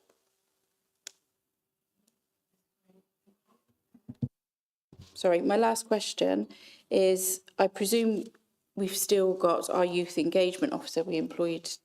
We still have our Yeah, so we have a youth engagement officer. So I wondered whether that was somebody you could tie into whilst working, because they've done a lot of consultations with the youth of Gloucester, so to see what they would want most in the leisure centre. Yeah, and that's exactly the people that we need to engage with as part of the Health Communities Plan. The youth element is a key part of that. That's where the Friday night project really comes from. And so that engagement, we need to work, and actually we want to engage and get that person to the Friday night project, to some of our activities. So that it's not us working separately from the council. It's a joint project, and therefore we can maximise the resource that we have available, which will always be, quite limited. But if we can work collectively, we're going to get more and deliver more back to the community. Sorry, thanks, Councillor. So Linda Castle, then Anne Radley, then Owen, then back to you, Angela. Okay. Thank you, Chair. Just a couple of questions. This, I mean, it looks fantastic, I will say, about this aqua play area. What is the time frame for that? We're about to say by the summer holidays. I think we're going to dismiss that on our plan. There's a lot of enabling work that needs to happen, excuse me, to make it work. So it's probably going to be autumn. Right. We need them to come straight to GO1. And the other thing that I'm interested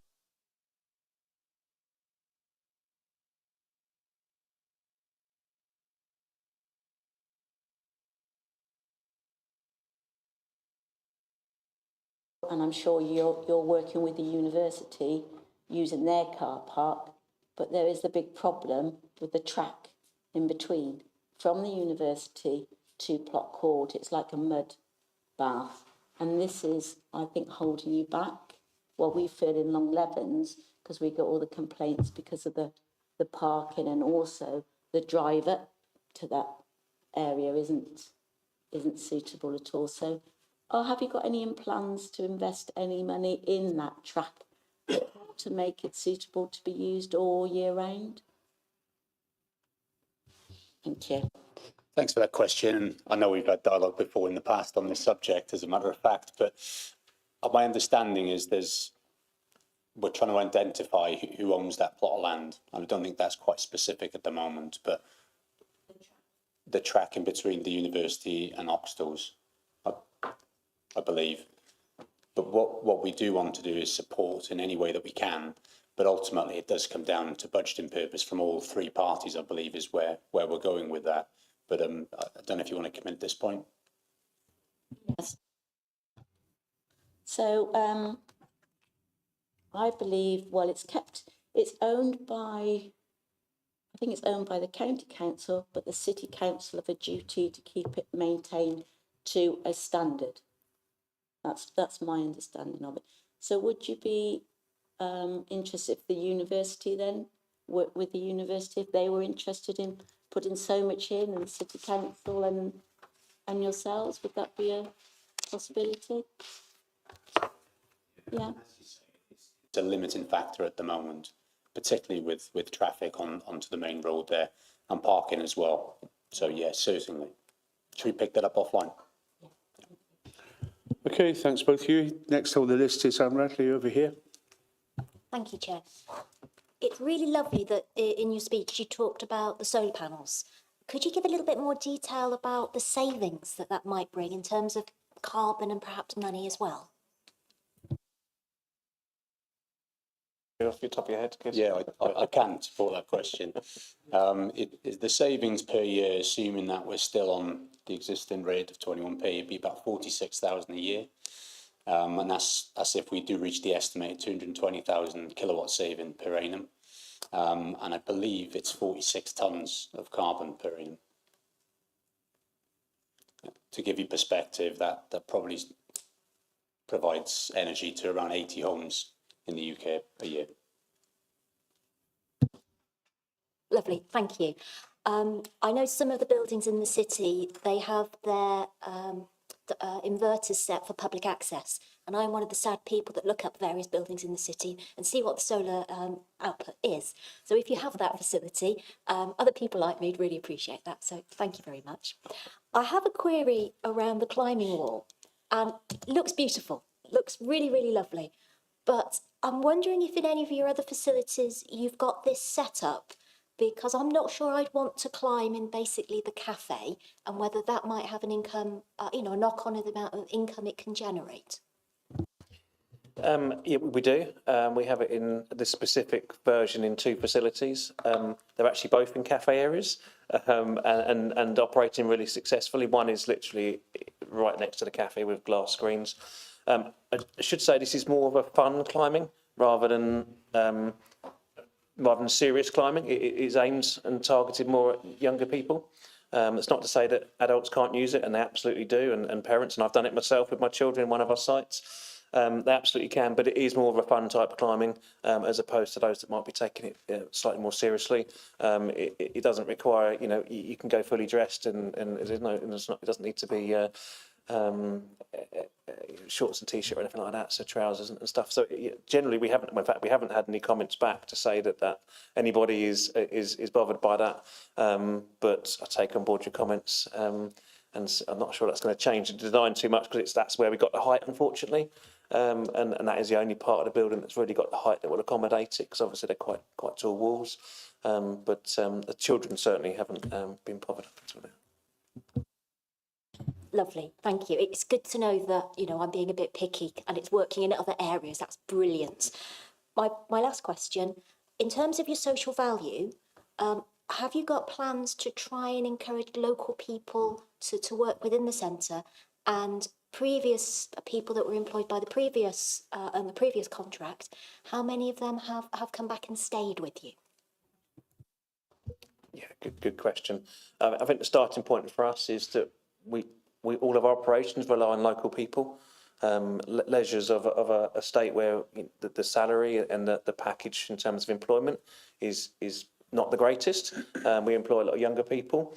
That restricts people's ability to travel around as well.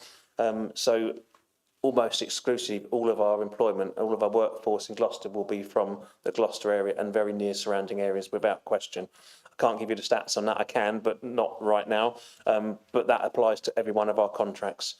People won't be travelling for an hour or more to get to our local operated facilities. I'll exclude myself from that because I'm from the South Coast in Brighton. But our local team will all be delivering that service without question. Sorry, the second part. Sorry, Aspire stuff, obviously, wasn't it? My memory's awful today. Apologies. Yeah, so we didn't transfer anybody because obviously TUPE didn't apply. We did re-employ a good number. I think we had up to 90 people that we re-employed at that time. Can't give you exact numbers, and numbers still with us, but the majority are still working with us and on that journey. Some people have found alternative employment. Some people already had alternative employment. And there is a change in terms of how we're operating to how it was operated previously.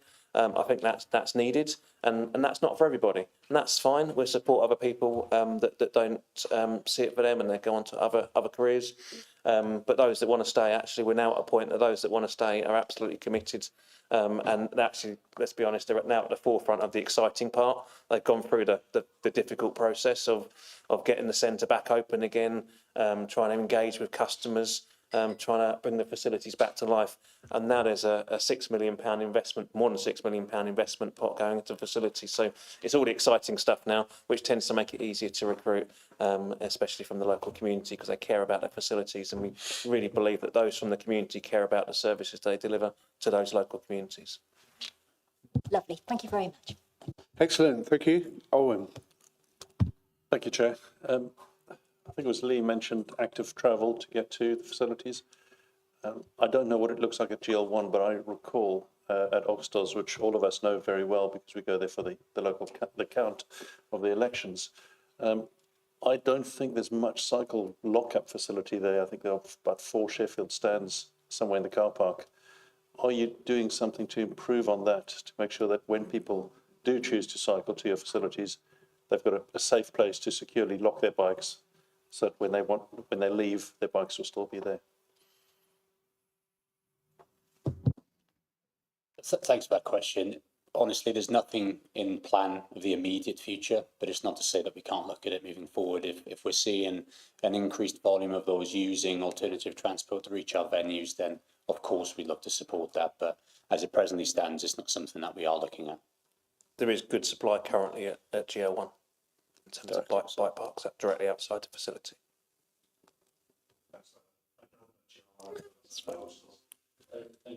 To Oxtels, you state that you're creating 3 new padel tennis courts. You don't state that you're losing 2 of your outdoor tennis courts. And before COVID, Oxtels used to have about 9, they used to have in 2016 9 teams playing in the Gloucestershire Summer Tennis League, 4 men, 5 women's teams. Last year, I think they only had 1 men's team and two women's teams, but that might be a post-COVID thing that tennis struggled. Is it sensible to remove 2 of your tennis courts, which are used in the league, for what I perceive to be a flash in the pan, excitement at the moment sport, while tennis has been going for over a century? I guess to a certain extent, you've answered the question in terms of the usage of the current courts because the occupancy isn't there. I do believe that was post-COVID. I also think it was partly impacted by the closure, although tennis was continued as best it could be during that closure period. But there's also a lot of competition locally for tennis courts. So based on current footfall and current usage, there's absolutely enough courts without the 2 courts that would be taken away. I guess I can't counter your view on paddle because time will tell. But there's an awful lot of paddle courts going up. It's supported by LTA, heavily supported by the LTA. We've got paddle courts going up elsewhere. We've had them on trial elsewhere, and they were sold out from 9 a.m. to 10 p.m. 7 days a week, slightly earlier on weekends because of planning. So we've tested the model. Doesn't mean to say it's not a flash in the pan, but we did have it there for a year, and it got busier and busier to the point that it was full. So we believe in it. We're investing in it. And I hope, with the greatest respect, that we're right and you're wrong, because we've got to take that risk. I'm wrong. I think paddle looks like fun. But your indoor tennis courts are a great facility for wheelchair users, and I hope you're not going to lose those because there aren't many of those in the United Kingdom. Okay, good questions and answers. Last 2 speakers, Angela and then Councillor Alistair Chambers. Angela. Well, my question actually to the cabinet member and the officer, so it's not about Freedom Leisure itself, so should I wait for another opportunity with that? It was prompted by the question about marketing and how we advertise. The time you're taking to explain, just put the question, go for it. Yes, we talked briefly before the meeting about how people find out about events in the city. And I found, for example, I promote Music Society in Gloucester. If I try and take leaflets to the Cheltenham venues like the Town Hall or Pittville Pump Rooms, they won't accept them. And I see that people are adopting a more silo approach. They will only promote their own material. And I think when we've got a facility like GL1, then it would be nice if we could advertise events which are happening but promoted by other organisations. And I wonder if maybe Freedom Leisure could look at an electronic notice board, for example, that advertises what's going on in Gloucester today or this week. But also we don't have a tourist information centre to speak of anymore. It's virtually invisible in the museum now. And I think that's another problem. But again, it pushes information online, which many people, even Councillor Stephanie Chambers, was not looking. You know, you have to actively look at a website, whereas notices come in front of your eyes, posters come in front of your eyes, and you see things through serendipity, and there's no substitute for that. So I think that needs to be borne in mind. I don't know if you've got any thoughts. No, I think you make a good point. It's a good point. Yeah, thanks, Angela. So you're saying that when you try and take leaflets to Cheltenham Town Hall and they won't accept them and advertise them, that's interesting. But no, certainly within the city, we want to be able to cross-advertise our events as much as possible. It benefits everybody. If we're getting people visiting the city for one event, they'll see that something else is on somewhere else and they'll be tempted to come back again. as Matt, I think it was Matt who said, sometimes we're the venue for events and we're not necessarily the promoter. So a lot of the time the advertising of events is down to the promoter to put the material out.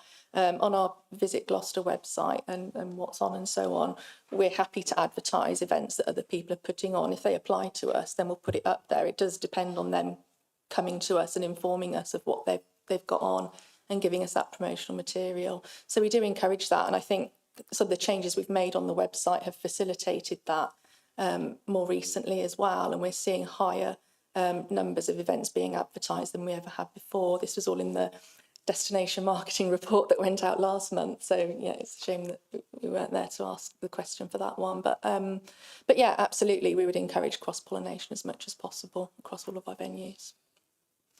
Okay, that's really good. Thanks. Thank you. So, last member speaking, Councillor Alistair Chambers. Thank you, Chair.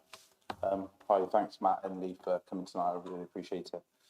There's an area manager before. I believe his name was Carl Allen. Is he still about, or is he still about? That's great news. Yeah, because I think he's done quite a lot of good work. I've done a bit of investigation into Freedom Leisure, just to understand the financial position. I noticed Derbyshire Council have given quite a bit of money to help through the economic climate. Fenton Council have also done underwriting of financial support, and Swansea Council have given a £800,000, near £1 million operating deficit budget that they've underwritten. Given that there's quite a substantial loss on other councils that Freedom Leisure are operating under, and given that there's over £250,000 deficit on Gloucester City Council, how safe is a £6 million investment that the council have given you for purchasing equipment? That's not question number one. If I could answer one, clearly my memory's not so good today, so if we do one at a time, that'd be really helpful, Councillor. Yeah, I think the starting point is you're not giving us the money. The money is to your facilities. It's investing in your facilities. It's investing in the future of leisure for your city. And I think that kind of answers the question. However, if I could just go back to your previous comments and the research that you've done, you're absolutely correct, but it's also lacking context, if I may. It's lacking the element of work around COVID and what COVID did to, I say leisure, I'm talking about leisure, it did to the whole country quite clearly, but what it did to leisure at the time in terms of the full closure, the very gradual reopening, and that's why there was support. That support, majority of that support was actually via either government support directly or through Sport England or Sport Wales in the case of Swansea. And I think that's important to put it into context. And COVID was unfortunately followed by the utility crisis. And as we've talked about, Councillor very right to raise the points about how much energy is going to be generated from our PV. Our utility bills, to put that into context, went from £8 million a year as a business to over £26 million just overnight. Now, I know you would have been impacted as a council, as individuals, and probably within your own working lives as well. So that hit us. We didn't budget for that. We didn't allow for that. To a certain extent, we weren't expecting that. So any support that's been provided has been purely not directly to Freedom. It's been purely to keep the leisure facilities open in those communities, because those councils, in actual fact, every one of our councils, if you look further, you will find that every one of our partners provided financial support coming through COVID and utilities. That is because they hold leisure and physical activity in high regard within their communities, which is absolutely the right thing to do. And I'm sure you feel exactly the same. Oh, thank you very much for the answer. And with regards to 6 million, you noted that that's going to be investment into the gyms itself. Looking at the £6 million where it goes to soft play, which is a removable item, aqua splash and flume, which is also a removable item, range of fitness equipment, which are all removable, and new inflatables, which are removable.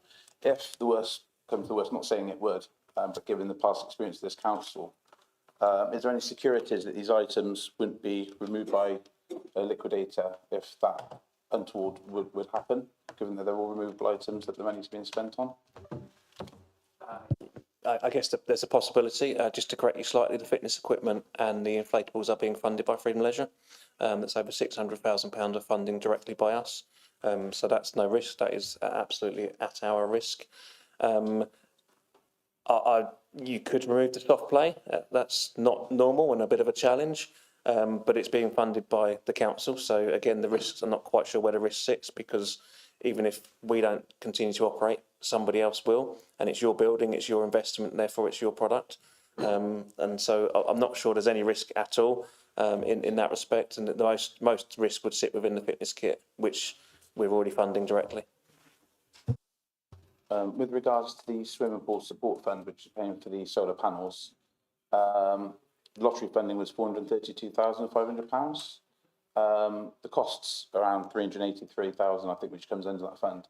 There's 47,000 available. Is there a way you can utilise that, or do you have to hand that back? Yeah, absolutely. We're trying. When the application was made with officer colleagues, it's to be clear, it's a council application, not a freedom application. We're not, as an operator, not able to apply, but the council, in all of our partnerships, we submitted over 47 applications with our partners and was successful in a good number of those. We received, or the council's received, towards the facilities over £2 million of funding, which will generate about £500,000 a year in ongoing savings. The majority of that is within PV. What we are working with Sport England, who are the funding partner, is to tweak some of that where we have underspends. So the timelines were really tight. So it was very ballpark figures that were submitted. Great that we're underspent. Now we need to work on how we can spend the rest of it. We can't put any more PV on the roof. I think we've maximised that opportunity, and the numbers that Lee's given you sort of back that up. But there's other things that we can do. We can put energy efficient showers in. We can change some more light bulbs to make them more energy efficient, which we're picking up as part of the project anyway. But if we can maybe pick it up as part of this, that gives us opportunities. We could absolutely look at some heat recovery. To be honest, for the value that we've got, I think we're gonna struggle. But there will be other pumps and variable speed drives and elements that will be part of all of our plans, as they are for most of our facilities. As such a large consumer and generator of CO2 and consumer of utilities, we have an absolute focus. We have 5 clear objectives as a business, and one of those is about sustainability, and that's because we believe in leaving the best impression we can on the environment, but also because it's so expensive for us as a business. Thank you. Just on to my last question now, but before I do that, I'd just like to thank the officers for obtaining the money and the 6 or 7 successful grants. That's absolutely fantastic. £2 million through the hard work of doing the grants. So thank you very much to the council for doing that. So my last one is I noticed there's been 284,000 visitors and an income of just over 2 million. Which gives a deficit of around 270,000. Based on that number, you're only looking at around 95p per person that's come in increased to break even.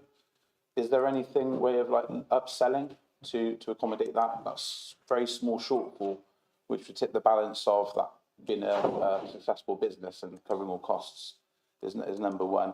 And the second one, I've seen the social media of 838,000 for the year to date. Although that sounds impressive, I think you can do a lot more with that. And there's been 2,000 downloads or something of rap, and I was wondering if that's in Gloucester or if that's nationally. So recap is, if you can accommodate the shortfall in revenue to make it cost effective business, make it break even, I think it's 95p per person revenue to increase. If you thought about that. Second one's to increase social media, because it doesn't look like it's doing adequately based on the size of the businesses. We could do a lot better with that. And the last one was the app, if that was nationally or UK, the 2,000 downloads. Thank you. That's it, Chair. I'll have that. Thanks. Thank you. I'll make a start. Lee might need to jump in. The app will be local data, so that's all local without question. Social media, I absolutely agree, because we can always do more, and we absolutely will take that on board. And I generally agree with that totally anyway. Secondary spend or alternative spend, I think that's why we've designed the capital projects as we have. The cafe currently, as an example, is partly open. We need to make sure that that's fully open and improving, increasing the opportunities for that secondary spend, increasing the range of activities. So, for example, currently there might be a 6-year-old that has a swimming lesson in one of our pools, but isn't currently able to go and use the other pool. Well, with the splash pad, once that's in, both children or all the children can use the activity at the same time. Again, it's creating more opportunities. So that's the thinking behind the projects. Our job is then to drive that through promotion and campaigns, but also giving people the activities that we think they're going to want, that are going to entice them in, so that they will come and maximise the visitor spend. Thank you. So a couple of questions from me. One of the issues that I take up at the County Council are issues around health inequalities. And you guys have got a unique opportunity to work with the County Council, Public Health, to address issues around health inequalities. Could you just tell us briefly what sort of headlines you have in achieving that? Sorry, achieving that being addressing health inequalities and hopefully reducing them. Sure. Again, I'll make a start, and Lee may jump in. I think one of the things that we've already achieved is around the sort of what I call the health hub. I'm not quite sure that's the exact name of what we're calling it, but by bringing agency partners together into one facility, and that's already open within GL1. And I think the benefit there is we're bringing lots of different agencies from different backgrounds into one place, so it's a point of contact. I guess it takes to a certain extent the tourist information option, but for health and making sure people have got that destination. It's important that we're getting out into the communities and getting out into the right events to promote the health inequality and opportunities that we have. And again, I come back to our Healthy Communities plan. That will be focusing very specifically on addressing some of those inequalities to make sure that we are giving maximum opportunity for the whole of the city and beyond, actually, for those that travel in, the opportunities to come and lead healthier lives. And our expert teams and colleagues will be trained to deal with those elements. There's also a key part here about working with public health and making sure that we're engaging in and working collectively with services and either signposting to their services, or actually they might be signposting to some of our services. I think historically there's been too many people doing the same thing but not doing it terribly well, and we've got some really good examples across our partnerships now where we're working much closer with public health. A good example is around physio and health recovery. We've now, one of our venues, we now have 5 or 6 treatment rooms where the NHS physios are based within our facility. They use the gym for their rehab. Those customers then can go on to take out a health membership. Once they've been signed off by the physio, they then go into regular physical activity. And that's how it should work, rather than just go into a separate venue for physio, maybe never make it into a gym. They do their bit of physio, but don't carry that activity on afterwards. Lots of other stuff. We operate GP referral, cardiac rehab, stroke rehab sessions are all within our plans, some of which have already been delivered, some of which will be delivered in the coming year. I think when we have you back to talk to us, I think we'll put you on first. There are so many questions I'm sure that all of us have got that we still like to hear some more on. But I'm really, really, really grateful for the explanations you've given. That one on health inequalities is something I'd like to hear more about, but just conscious of time. But as I say, next time round, we'll put you on at number 1, first item on the agenda. So, yep, so, do you want to come in quickly? Just to add that the context for the tender process was shaped by Gloucester City Council's sports and physical activity strategy that was developed in 2023. And the top priority outcome for that was around achieving better health and wellbeing outcomes for the residents of Gloucester. And later this month, there is a multi-agency workshop taking place that we're delivering in partnership with Active Gloucestershire to look at how we turn that strategy into an action plan that all of the organisations involved in sports and physical activity in Gloucester can get involved in. It's really helpful as well. We'll put you definitely at number 1 on the agenda next time round. So, can I just sum up and thank you for, again, like I did with the other guys, for your patience and your courtesy coming in.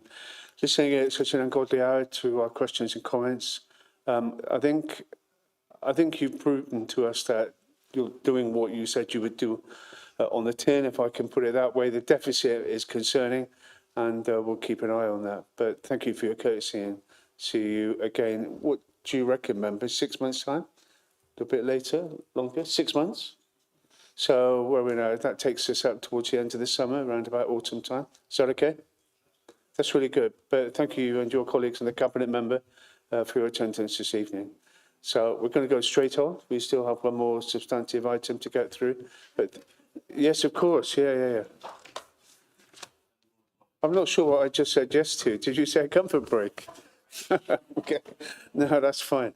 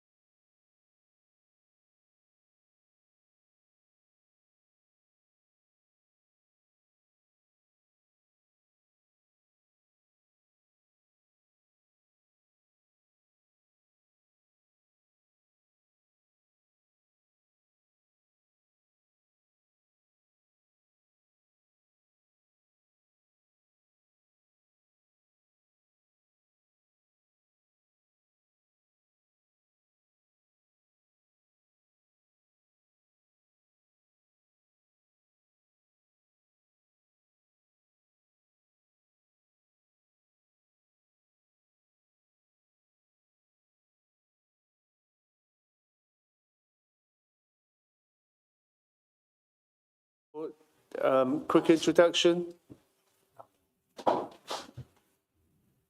Yep. Over to Yeah, you. sorry, just Yeah, that's cool.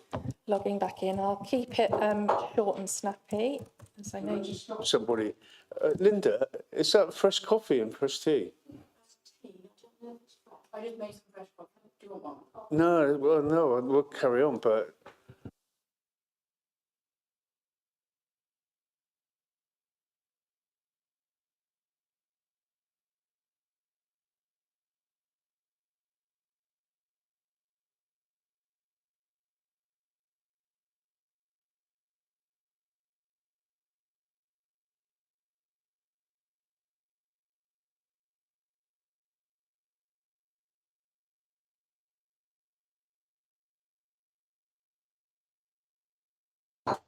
apologies for the false starts. Now I've got my coffee sorted out. Thank you. Okay, I'll make a start so we can get home tonight. So this is the report on the progress that's been made in the last year against the cultural strategy. So it's for the year January to December 24. Just a bit of background, the cultural strategy covers the period 2021 to 2026. So Louisa is now initiating the consultation that's required for the new cultural strategy in collaboration with Phil at the Gloucester Culture Trust and in consultation with our community organisations and the residents of the city. So this is probably a good time to be reviewing the existing strategy and giving any feedback or recommendations that we can then consider for the next one that we'll be drafting. Just as a bit of context, the strategy isn't just for the City Council cultural activity, it covers the whole city.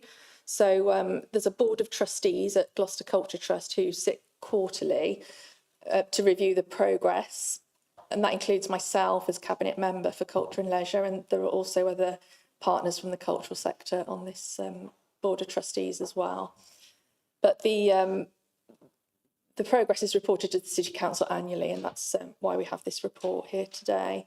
So I guess the main outcome from the past year is the Arts Council England funding that was awarded to Gloucester for a project called Together Gloucester. We got £500,000 to span a 3-year project, the purpose of which is to involve Gloucester's residents in our cultural decision making and to make sure that our cultural events reflect Gloucester's identity. There are 3 strands to the Together Gloucester project. So they are to grow the city's year-round programme of activity, to establish creative hubs in the city and also to invest in local and community talent.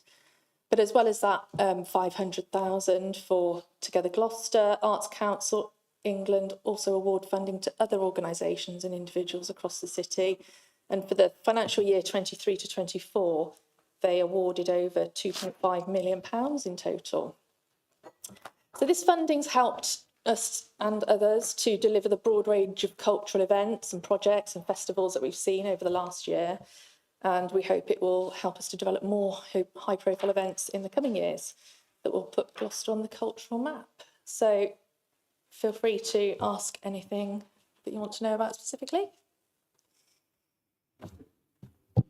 Okay, open it up to members and questions, please. Howard, Steph. Yes. It's been mentioned to me that some of these events are not quite as well advertised. It's okay if you go on the internet, but some people don't know, that they can access information like that. Quite a few events we have.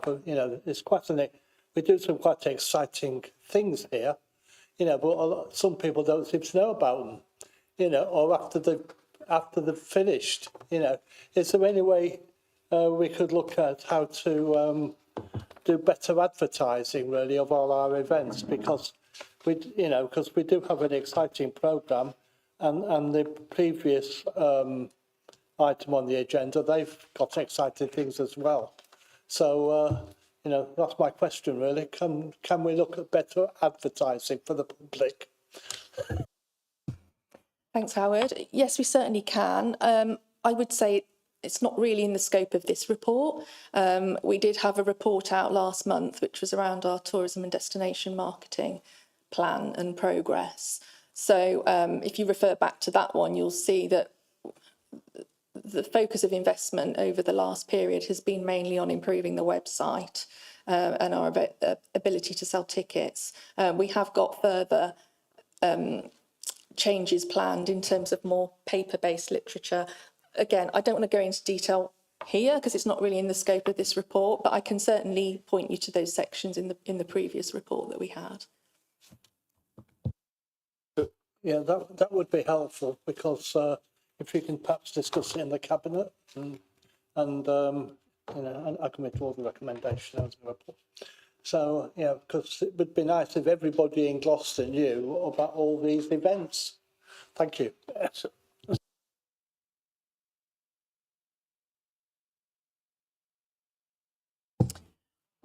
Yeah, I mean, you can mark for the minutes that I'll send you the information that we presented in our tourism and destination marketing report that specifically addresses your question about that.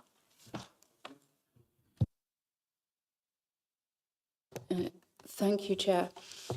I like that the strategy does cover quite a lot of different parts of the community.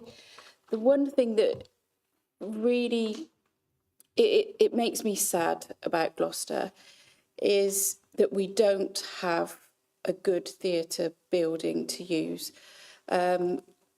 Theatre covers every area of the community. I used to take my children to toddler shows, pantomimes. I went to a great show with my teenagers called Oliver Twisted, which dealt with, it was not grooming gangs, it was county lines kind of themed. There's more serious shows, podcasts do live shows now. There's comedy shows. There's so much a good theatre building could accommodate in this city. And the culture team seemed really, really good at getting grants. And I just wondered, is there any possibility? I don't want to go to Cheltenham, Bristol, Birmingham, London. There's great touring shows. And if we had somewhere great, it would encourage local community to get involved, because if you've got somewhere great to go, you go and visit it, it naturally encourages more talent. So is there any opportunity to embed that and really bring that ambition into this cultural strategy? Yeah, I'm like you, Stephanie. I'm a big fan of theatre.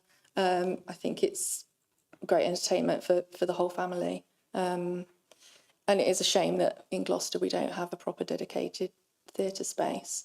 I know that it's one of the things, you know, we've got the levelling up funding for the Greyfriars area, and the options appraisal that was done at the time is looking at that, what is now the indoor market space, at the possibility of using that as a cultural space, preferably one that would allow us to put on theatrical productions, because like you say, the Guildhall isn't really designed for it, and we don't have any other venues at the moment that offer that, not, you know, decent ones that would bring in a big audience.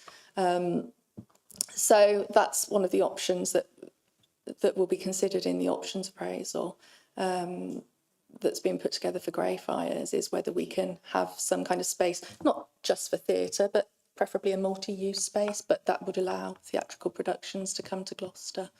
I think that would definitely add to our cultural programme. Yeah, I know we seem to have these spaces, but no good enough space that somebody, you know, we can have touring shows and things. It would just be, you know, we go to the outdoor shows sometimes as well, and they're great, but they don't draw in big crowds that would really, really help Gloucester's economy. So all I say is, if there could be more emphasis on looking at a big theatre space, because we just don't have anywhere, or whether,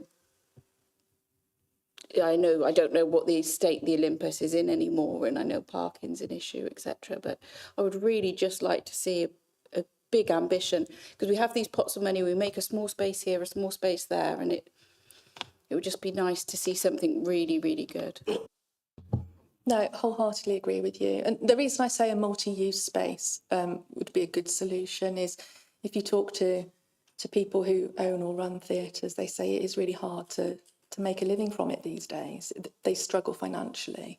But if we have a space that is suitable for theatre, but then can also be converted to use for other things, dance, other performance, then it sort of is more sustainable, I guess, than just having something that's focused solely on theatre. But no, I agree. It's one of my ambitions to have somewhere that we can bring theatre to Gloucester, definitely. Okay, sorry to, can I just pause a second? Because we've gone on for over 2 hours, we're now required to take a vote on whether we continue for another half hour or so.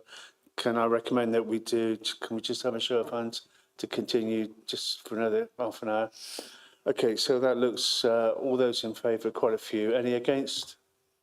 Any abstentions? Okay, we'll carry on, thanks. So, Councillor Stephanie Chambers, anything you want to come back on?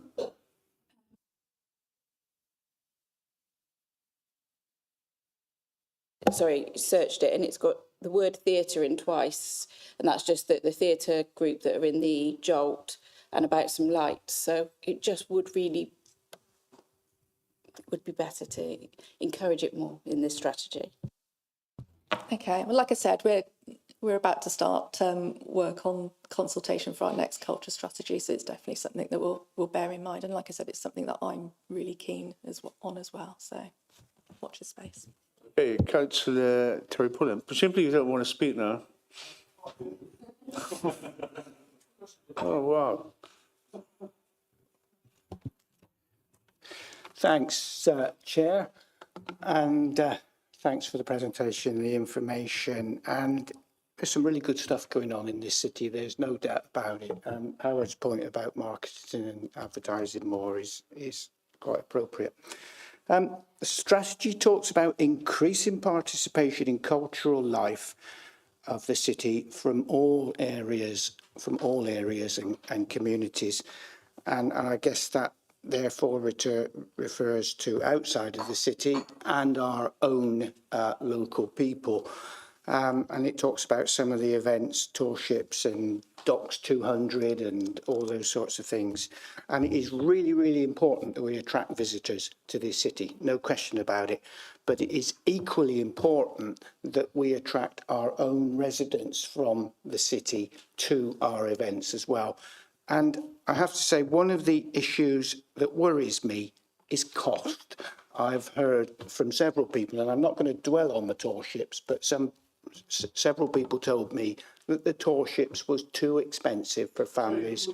Tourship, can we just, can you just be a bit punchier with your question? I'm coming to the question. I'm just using that as an example.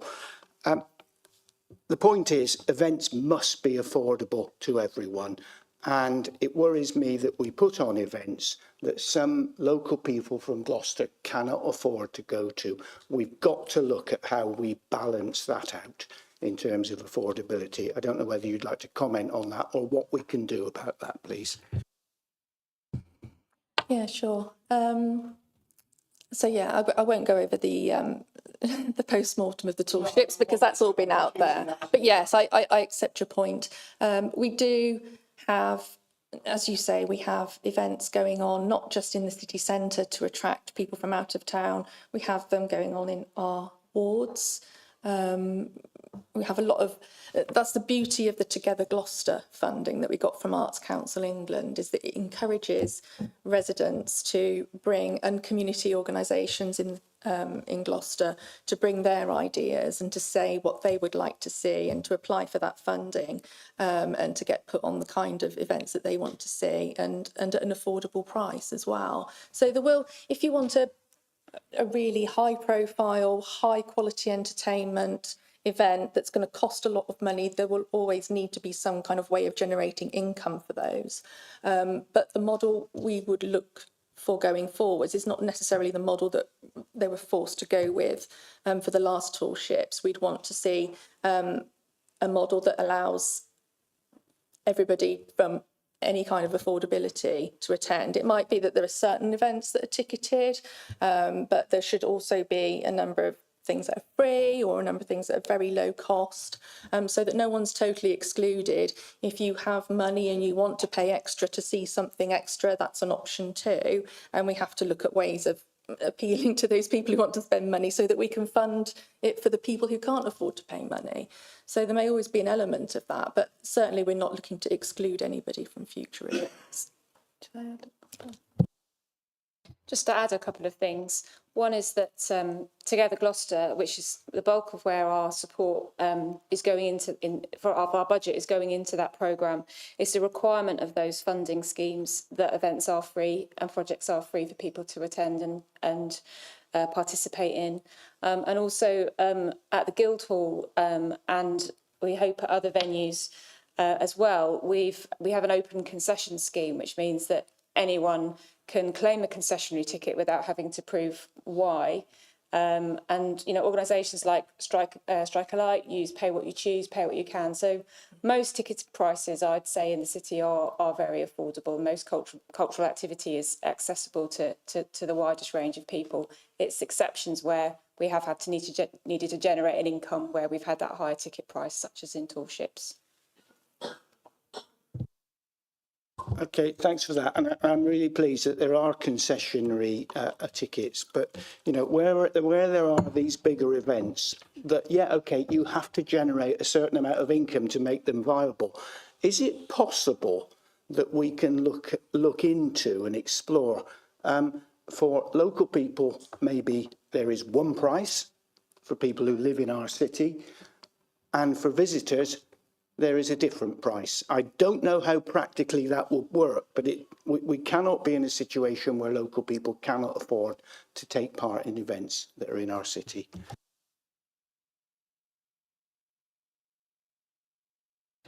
Okay. We can certainly explore that. It is a kind of system that it can be quite open to people not following the rules, you know, and you know, somebody who's local buying extra tickets for people that are friends that are visiting for the weekend and that kind of thing. But we can certainly look at that. We can also look at like targeted schemes for like NHS or you know, other groups, other community groups. Those are all the sorts of things we'd like to do to make events affordable to the most widest range of people. So over to this side of the room, Louise Walker. Yes, I'd like to also say thank you for the report and the presentation. My question just relates to item 4.3 in the report, where it says you're keen to get greater representation involvement from diverse communities, and the intention is to make links with the voluntary community sector. I just wonder if you could give perhaps a couple of brief examples of where you have made links with the voluntary sector and what sort of form those links took, please. So, as I said, a lot of the funding that we give to projects and events now comes from our Together Gloucester funding pot. And this is where we invite applications from any organisation or individuals in the city to put on their events, and that's resulted, I think, in a greater diversity of events that we've seen over the last year or so. We've had events like Peaceophobia that was commissioned by Strike a Light, sorry, by Strike a Light. We also have smaller projects like schools in Barton and Treadworth. We've been working with them on workshops, putting on performances. There's, I don't know, give me some examples, Louise. My brain's gone too much. I mean, as a more of a strategic point, I suppose, one of the marked things about the Together Gloucester project is that most of the organisations that are partners on that project are community and voluntary organisations rather than arts and cultural organisations. And the very reason for that is exactly what's written in 4.3 around ensuring we get that greater representation from diverse communities. And we're absolutely seeing it in the range of applications that we're receiving for funding in terms of the kinds of organisations that are submitting those proposals. Okay, that's fine, thank you. It's just good to hear there's quite a proactive approach there then. Okay, that's fine, thank you.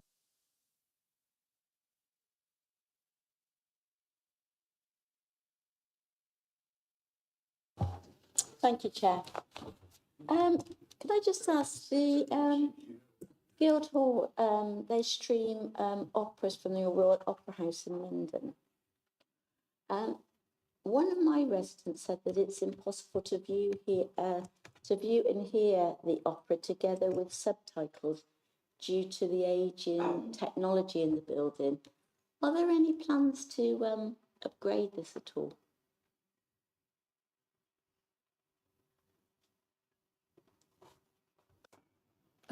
Is that on now? Yeah, thanks, Linda. I did see the email that you sent me about that, and I forwarded it on to Louisa. She's going to have a look into it and get the person from the Guildhall to respond to me. I think the issue with the Guildhall is one of the main costs, really, of putting things on at the Guildhall is maintaining the building and the equipment. So I'll certainly see what's happened with that and whether it's something that can be repaired or whether it needs to be replaced or upgraded at some point. And then obviously if it is something that needs to be upgraded, it will have to be when the budget is available for that. So it'll need to be factored into the next budget allocation.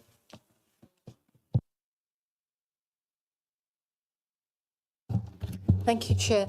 Going back to theatre, I think 4 years or so ago, some of us were invited to, or maybe all of us and some of us attended, to visit the closed cinema, which had then become a bingo hall on Eastgate Street, just past the Brunswick Road Junction, I believe. The owner was very enthusiastic, but it's now up for sale or letting. It's a colossal venue. The infrastructure for a large theatre space is already there, but it is possibly too large. But I think we have got to look at something that offers a large capacity where entertainment can be offered regardless of the weather, because Kate Rusby was performing at Lantony Priory during the summer. I think I couldn't go, but I think it happened during awful weather, and I don't know if she performed or not. But with the weather we have on occasions, outdoor events just would not happen at the rugby ground or wherever it's planned. People need to know they can, be assured of a roof over their heads. So I think it's a matter of getting capacity so that we can attract large numbers, but not so large that we maybe sometimes don't fill the space. Yeah, thanks, Angela. Yeah, Kate Rusby's concert did go ahead. There were a few outdoor concerts over the course of that weekend for the Folk Festival, and they all went ahead, although I do remember it was pretty damn miserable weather on a couple of those nights. So you're right, we do need to look at the different options for events like that. As you heard earlier, GL1 could be an option for bigger events. Guildhall is restricted by its capacity. You can fill it with certain bands, but there's a limit to how big a crowd you can draw there. So it's something that we need to look at across the board, really, and taking into account, like I said, future projects coming up, like the Greyfriars space as well, is how can we want to attract as many people as possible to our cultural events, and we want to make sure we've got venues that will allow us to maximise the number of people that attend them. So I think it's one of the objectives in our cultural strategy is to look at our sort of infrastructure plan, really, and see where we've got gaps and where we can try and make improvements or plans for the future. It's something that, as a culture and leisure portfolio, we can't look at in isolation. We need to speak to the people who look after the money and people who look after the local plan and so on. So I think it will be a cross-portfolio endeavour to look at our plan for Gloucester as a cultural hub and see where we want to have those kinds of events and what kind of venues we would need to get for those. Thank you. I think we then have to look at timetabling so that there are no clashes. We have the possibility of several venues of a similar size, maybe all offering an attractive programme, and people can only go to one. I think that's something we need to watch out for, but that's fine. Thanks. Next person Owen. Thank you, Chair. I think with culture, it's important that we also think of people who are alive today, remembering the people who came before them. And Councillor Chambers introduced us to the Yellow Canaries a while ago, and I'm hoping that he's making some progress with that. Sir Charles Wheatstone was born in Barnwood. He was a physicist and inventor. And the Wheatstone Inn used to have, within the pub, they had a memorial to him. But they seem to lose that when they became a chef and brewer. I don't know if they've got any recollection of the name of their pub. I think we need to be very careful today that we don't forget the past and that we use our culture and leisure budget to remember people who've been here before us. That's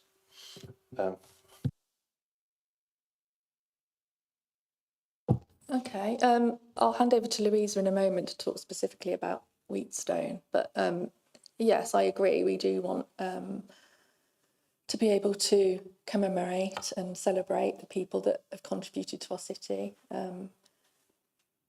The public arts strategy that we're looking to commission is going to investigate how is the best way to do that, put in place a framework that allows us to say what kind of public art do we want that reflects Gloucester's history, Gloucester's identity. I won't go into a lot of detail because we've already brought that one to Cabinet before. But yes, you're absolutely right. It is something that that's important in the culture and leisure portfolio, that we look at how's the best way to commemorate those significant figures from our history, from our past and our present, and hopefully at some point in the future. But Louisa's got a bit of information about Wheatstone, so I'll hand over to her next. Yes, it was just to add that the museum is considering programming and developing an exhibition about Wheatstone. We have a relationship with the Brian May Society, where there's this interest in stereoscopy that he invented. He also invented the English concertina, so there's a nice link there with traditional music. So we're exploring an exhibition, a temporary exhibition on Charles Wheatstone in collaboration with partners. That's really good to hear. Could you include the physicist in the room in that as well, please? I'd love to meet Brian May because he's a great physicist as well. Okay, last speaker I think is Councillor Alistair Chambers. Thanks. Thank you, Chair. Oh, were you before me? No, just make sure I'm on the list if that's okay. If you're before me, you're more than welcome. No, I'll just be on the list. Yeah, okay. No problem. So yeah, just adding on to what Councillor Alwyn said about remembering our past, and I was quite shocked when I brought out the motion about the monument for the women of our city that served in the ammunitions depot in our city, Gloucester, serving the World War II war effort. I was quite shocked about how many people from the direct area weren't aware of that. So that said, just going through this culture report, which is great work, thank you. It does raise, not flags to me, it just raised that I do believe people are being potentially discriminated against. I'll go through that now. So I can see quite a lot about diverse communities and ethnic minorities and Gloucester Race Collective and the Muslim community. But as a Christian, I can't see anything here about Christianity and that in our city. I can see a lot about other religions, but not that of Christians, which formate the largest percent of the population. Given that I'm a councillor for Matson, and predominantly I get quite a lot of requests from people in the area, which is with the top 10 most deprived areas in the country, that they don't feel that they're included. Does that make sense? And I think there needs to be more in here for religions of this country, which is the predominantly largest religion in our country. And I just feel that myself as well, this report discriminates against that. So under section 12 of the People Impact Assessment, I think that there is actual negative impacts, and that being on the majority of people in the city. So I do think there needs to be something in there for the Christian faith, as you have got other faiths being represented, but not that of the Christian faith. So if we could take that away and include it, I'd really appreciate it. Thank you. Well, I'd like to start off by saying I don't believe that the cultural strategy names every single faith and religion and ethnic background specifically that we're supporting. So if it hasn't mentioned the Christian faith, it's not a deliberate act of omission. It's just that we haven't gone through and listed them in that way. The second thing to say is that we do consider all faiths, and that includes the Christian faith. A few weeks ago, I went to the deanery and met with the dean from Gloucester Cathedral to discuss their role in culture and leisure in the city. They wanted to be part of it. Obviously, Gloucester is as important to them as it is to all of us here. And they have a similar role to us as councillors in that they represent their communities, people that go and worship there, or just people that are involved with the cathedral in one way, shape or another. But equally, they didn't want to feel that they were too present and perhaps putting off other people. And I made the point that, I mean, a lot of us in this room, well, certainly some of us in this room, attended the carol service at the cathedral on the night of the lantern procession. And I thought it was a really lovely sermon that he gave, where he welcomed everybody from all walks of life, from all backgrounds, from all faiths and religions in the city. He said, our doors are open to you, you're welcome to come in. You don't have to come in just to worship, you don't have to come in, you know, for any religious purpose, but they want to see as many people there as possible, because it's not just a place of worship, it is a monument in our city, and a very impressive one and a beautiful one, and lots of people like going there, whatever their faith is, even if they have no faith at all.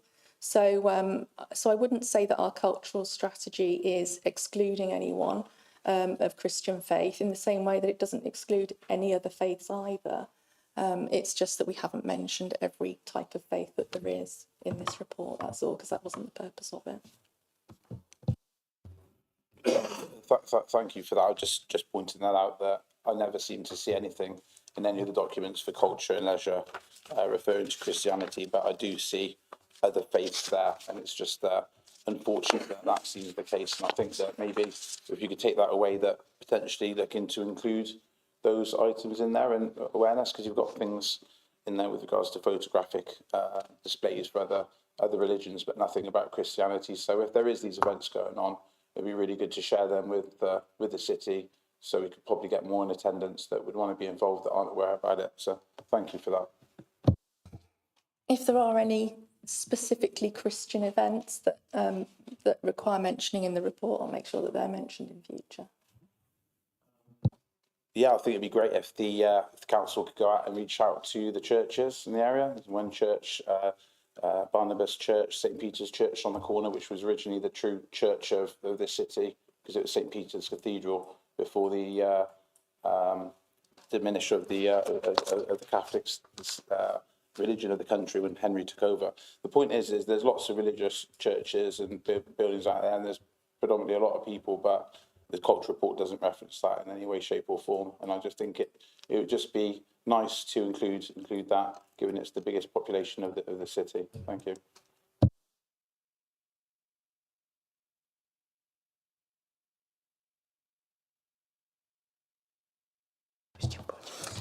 I believe I've answered the question. I've also advised you that I am in contact with churches. I've visited the cathedral. I'm in regular contact with St. Barnabas Church. It's the church that's in my ward. We will commission projects by people who apply to us for funding. There's no discrimination against any faith that applies to us. The reason we've mentioned the ones that we have is because they are specific community groups that have been awarded funding and applied for funding. And in the same way that if a Christian group wants to apply for funding and puts on an event, that we would also mention that too. Can we move on? Thank you very much. Okay. I don't see any other hands, and it's except for one at the bottom of my list. And sorry. Thank you, Chair. I will be brief. You mentioned cultural hubs. What are they within the document? An example of a cultural hub is Jolt, so where GCT are based in King's Square, in King's House. So they have a number of hot desking areas, a number of studios, spaces for people who work in the creative cultural sector, should I say, people who perhaps have an idea for a business or perhaps have a business they're trying to get up and running. They can go there, they can sit at a desk for free and work, or they can hire a studio space. And the idea is that by bringing people from similar backgrounds and with similar ideas and ambitions together, they can support each other, learn from each other. The people who work for GCT at Jolt also provide mentoring services as well. So it's about sort of creating a little hothouse to encourage and grow ideas and businesses and hopefully make people successful in a cultural career that they're looking to pursue. We're also looking at meanwhile use of spaces as well. So it would be nice to create hubs through some of the buildings that are unoccupied in the city centre. And again, that could, if they're concentrated in a certain area, that could create a creative hub where you've got different cultural organisations presenting opportunities there for people to expand and to get things started. It's gone 9 o'clock, so I think it's really time that we pulled this together and started to close the meeting. So can I thank both of you for attending? Thank you for courteously answering our questions and introducing the report. So I know Terry wants to speak, but it is past 9 o'clock, and I really want to begin to close this meeting now. I think we've given it a fair hearing. So I declare the meeting closed. Thanks, everyone. Chair. Well, you can't have it both ways. You've had plenty of opportunities, Chair. Sorry, I'm the Chair. You've had plenty of opportunities, and given that you were very keen for us to close about 40 minutes ago, I think it's So really... I'm not allowed to make a recommendation? But honestly, you really push your luck quickly. It's very simple. I'd like to explore the possibility of subsidised prices for local people at major events.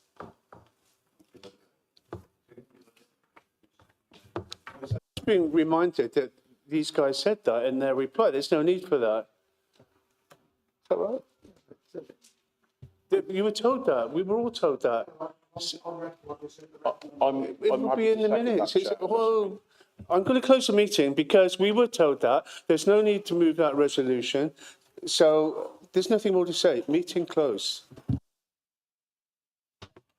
What about the